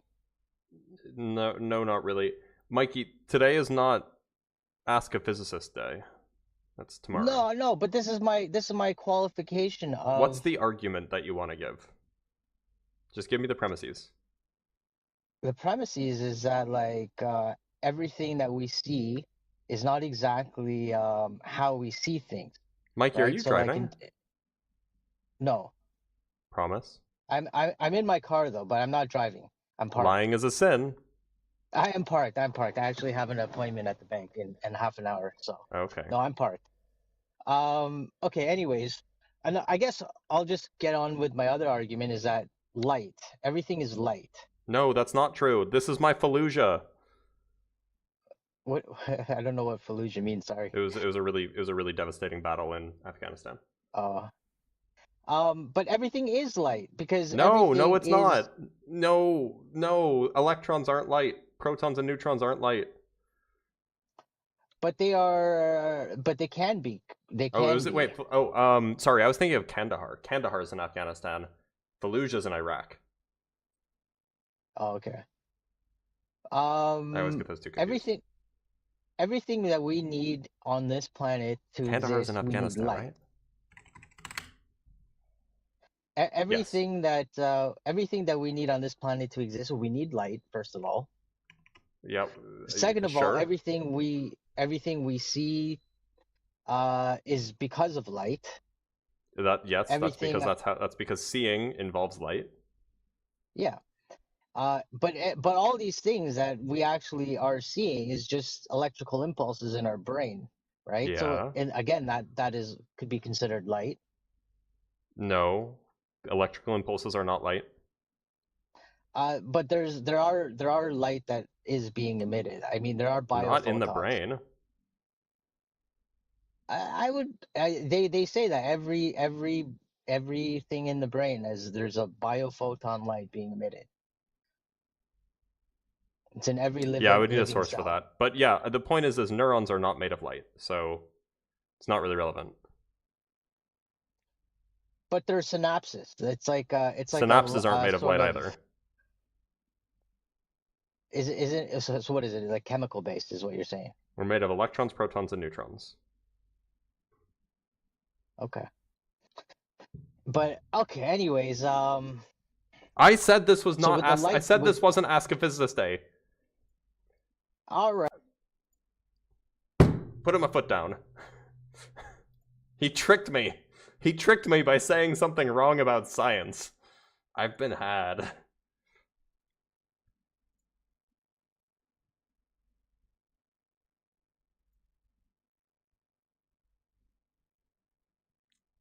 I'm so easy to bait.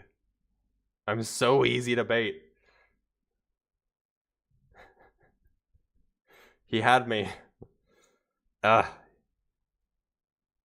we have another neo-Nazi in the guest box.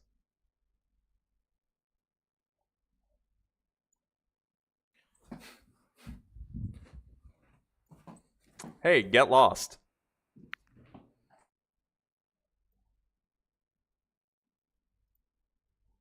I like bringing them on just to kick them so they feel good for a second and then they feel disappointed.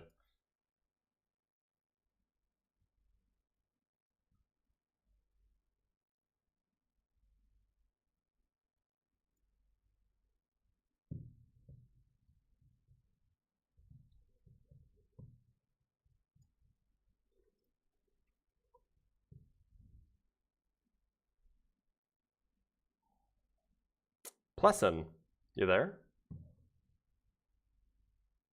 Yeah, I'm here. I'm here. I'm here. Your audio is very, very quiet. It sounds like you're underwater. Oh, do you hear it better now? So much better now. How's it going? All right. Yeah, I'm okay. And how are you? I'm doing all right. What god do you believe in? I do not believe in any deity. So that is my main concern, because I have a thought that. Well, look, I'm trying to discuss religious beliefs with people who have them, but thanks for being here.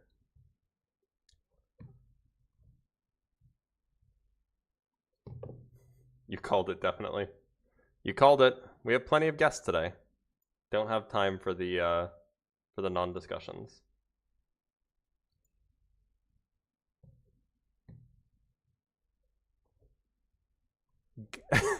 Dude is named Final Solution. He says, hey, have a discussion. I don't understand why you kicked me off. Maybe because your name is Final Solution? Get lost, nerd. Like, what the fuck is wrong with you?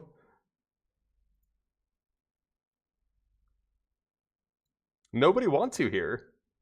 Nobody wants you anywhere. In fact, if you fell off the face of the planet, we would all be happier.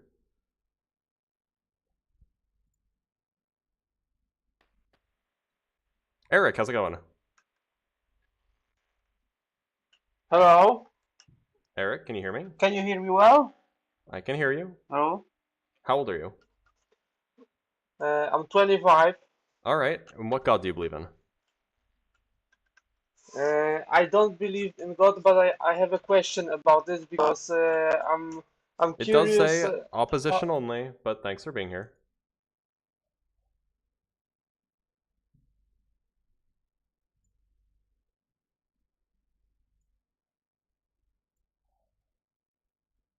Oh, okay. For those who don't know, the final solution was what Hitler called the plan to exterminate the Jews. That's what the final solution is. So when somebody has that as their screen name, they're a neo-Nazi. Hey Blitz, how are you, my friend? Flurby, how's it going? All good, thank you. So I've What been god do you listening to believe you for a while. I believe in the God of Abraham, Isaac, and Jacob, the God of Israel and the Torah. Okay, excellent. All right, what's the best argument that you got? So not the best. I want to start with another argument, and I would like to put it into premises, like you did with the. Okay. If you. So the premise number one is any event that has a very low probability to happen, or even zero probability to happen, and also the event can be described with very few parameters, is likely to not have been random. That's premise number one. I can give you an example. Yes, please. So let's say you have a deck of cards. It's a known thing that, if you shuffle a deck of cards, it's very unlikely that you will get the same result even in billions of years, because the number of arrangements is astronomical. Sure. Right? So if a magician shuffles the cards and then shows you, 8 of spades, 3 of clubs, king of diamonds, and it's a very random order, you would say, it's not impressive. But if he shuffles, and then he shows you the deck, and the deck shows ace, 2, 3, 4, 5 until the king, and then diamonds, clubs, sure, hearts, you would say something funny is going on. That wasn't random. Yeah. So I agree that if something has a lot of different possibilities, then it's unlikely. I just don't see what the number of parameters has to do with it. What I mean is that even though both deck orders had the exact same low probability, one you accept it was purely random, and the other you highly doubt it was random, although it was the exact same probability, outcome 1 or outcome 2. Yeah, sure. And outcome 1, to define that state, you need a lot of, I would say, parameters. You have to say 3 of spades, then 2 of clubs, then 4 of, and describe the whole deck. But you're talking about entropy? So low entropy states are rarer than high entropy states. That's absolutely true. Yeah. Yeah, but I'm not sure if that's exactly the same. What I mean that for the deck order number 2, where every card is ordered from the ace to the king, and clubs, then hearts, and etc., you only need like a sentence to explain the deck. Yeah, you're referring to, so this is information, or this is Shannon entropy, or I guess it's not. Okay, it's actually not quite entropy, it's Kolmogorov complexity. But yeah, I absolutely agree that higher, or that no, Yes. This is actually Shannon entropy, not Kolmogorov complexity. Those are closely related ideas. But yeah, I agree that low entropy things, low Shannon entropy, which means that it requires little information to specify, those things are going to be, more likely to be, in some sense, they are likely to be rarer. Yes. Okay, you say more likely to be rarer. I say more likely to be messed up and probably not random, just like you infer with your premise. Sure. I agree. Okay. By the way, I used to be crypto. I don't know if you recognize me, but I don't recognize the name, but I recognize your voice. So. Okay, so I gave you an example that another time with the Brownian motion, I guess. And so you dismantle it, but it's the same idea. You get a particle of pollen inside a petri dish, and it follows some trajectory that it has mathematically, zero chance of happening, but it happened. Mm-hmm. But you need a lot of parameters to describe this random squiggle. But if it goes into a perfect circle, then you would say, yeah, someone messed with the experiment, because you need very. All right. So what's premise 2? So yeah, so premise one, just to recapitulate, is some event that has very low probability or even zero. Even if it happens and can be described with very low information, it's likely to have something not really random, someone messed up with it. So Well, then, premise number so two, let's put it this way. So yes, this is a form that I would agree to. That it's likely that it wasn't random. yes, thank you. I can accept that. So Yeah, sure. Go ahead. premise two. number two, it would be that the first life form or amoeba or whatever it was that was able to reproduce itself and we can call life, was a thing that had a very low likelihood of happening, and it was its existence or its code to replicate can be described with very low information,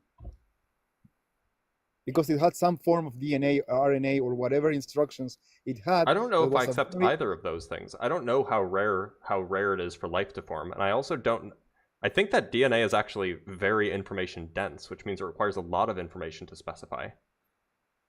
Yes, but you could fit in the whole entirety of plants species and animal species DNA in a spoon. It's very condensed, so it's very But that's just because it's small. That's just because DNA is small. The amount of bits, like if you want to quantify it in the amount of like informational bits, is like billions, right?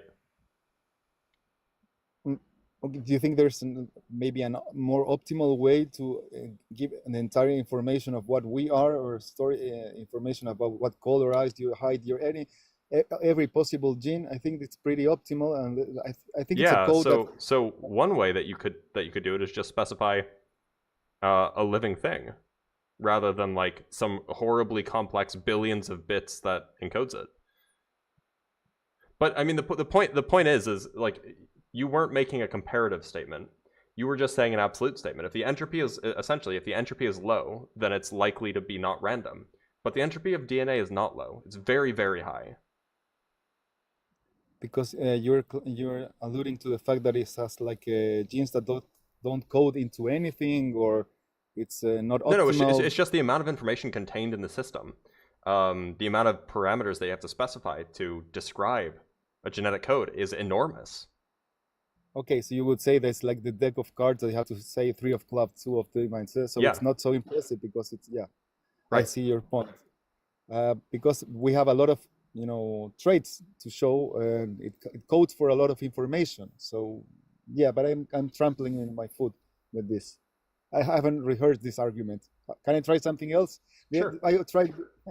So the idea was that, and then I was trying to say that it was more likely or not awful to assume that someone may have, or the creation of the first amoeba wasn't random.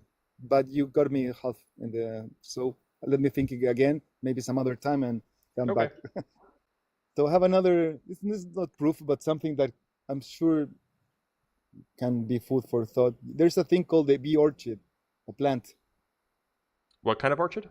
Or orchid? A bee orchid. A bee orchid. Oh yeah. I know what you're referring to. Yeah, they're crazy. Yeah, so bee orchids resemble the female bee, or the queen bee, whatever. And not only that, they release some kind of pheromone that attracts male bees. So they rely on this form of pseudo copulation to pollinize.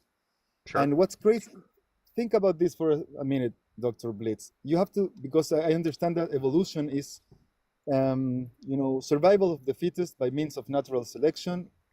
And this occurs through a sort of a glitch in the replication of when they reproduce. And this glitch will produce a slightly different plant just by a random mutation. And this random mutation has to be a little more favorable to survive in the ambient, because it somehow resembles a little more like a bee and it attracts bees or whatever. So think of the method that this plant just randomly happened to have maybe a little more yellow just because, and maybe had a better chance to reproduce.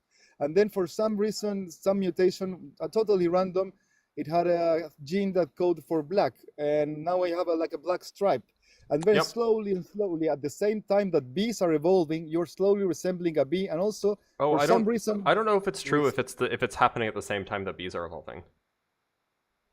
they, mm, you think they They just very well could have resemble? evolved after bees existed, right? Yes, probably after.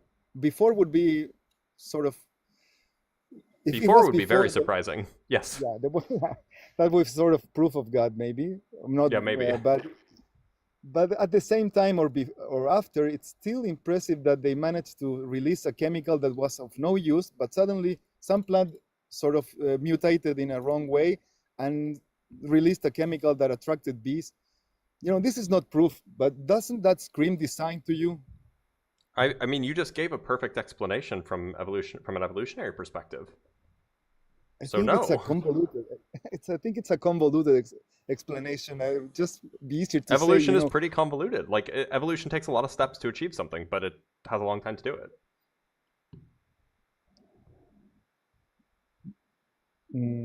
Yes, it takes a long time. Yeah, I don't think the bee orchid is a checkmate for you. It's like the video of the atheist nightmare, the banana. You remember this video? Yeah.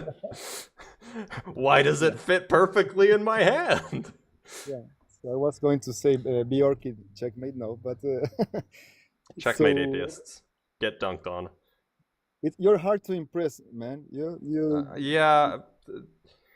Yeah, sorry. Are you being completely 100% honest that this doesn't really sort of you think this is explained completely by evolution? Doesn't sort of single something and say maybe there's something weird here? I mean, the thing is like because I've thought about this a lot. Like I've very much internalized the mechanism of evolution, so it just seems intuitive that this is a thing that could happen. But I understand that that's not true for everybody. Okay, so I believe in evolution. I believe it's guided, but I only say believe because I have no way of proof. Because if it's guided or not, it could happen just by chance, of course. I think with my little knowledge, and I know you're not also a biologist, but you know a lot of more than this stuff than me. But the time scale still doesn't sort of fit for me. Like whales, for example. If you can talk of another example. Whales had to, at some point, by some cataclysmic event, got outside of water very slowly, whatever. They became land animals. It's not easy to do that. You need a lot of time to change your entire way of moving, breathing, your, digestive things, everything. And then for some another poor whales, they went back into the water. It seems like a story almost like the Noah's Ark, and it's magic, As hard to believe than God created all animals, because there's not enough time to do that. Why not? And I think like evolutionists invent stuff. So how much time do you think that would need?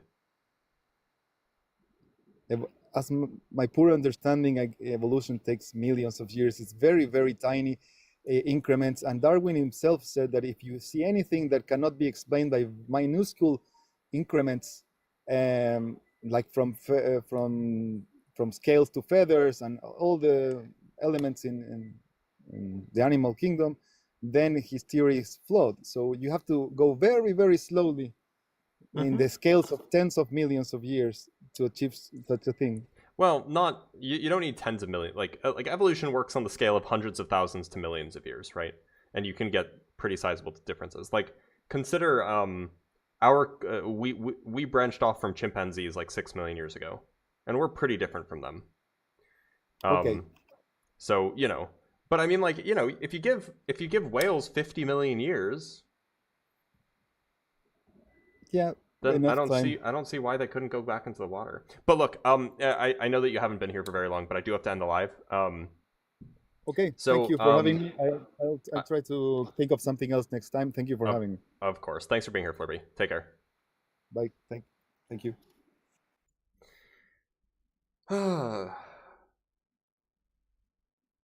By the way, he wasn't Muslim.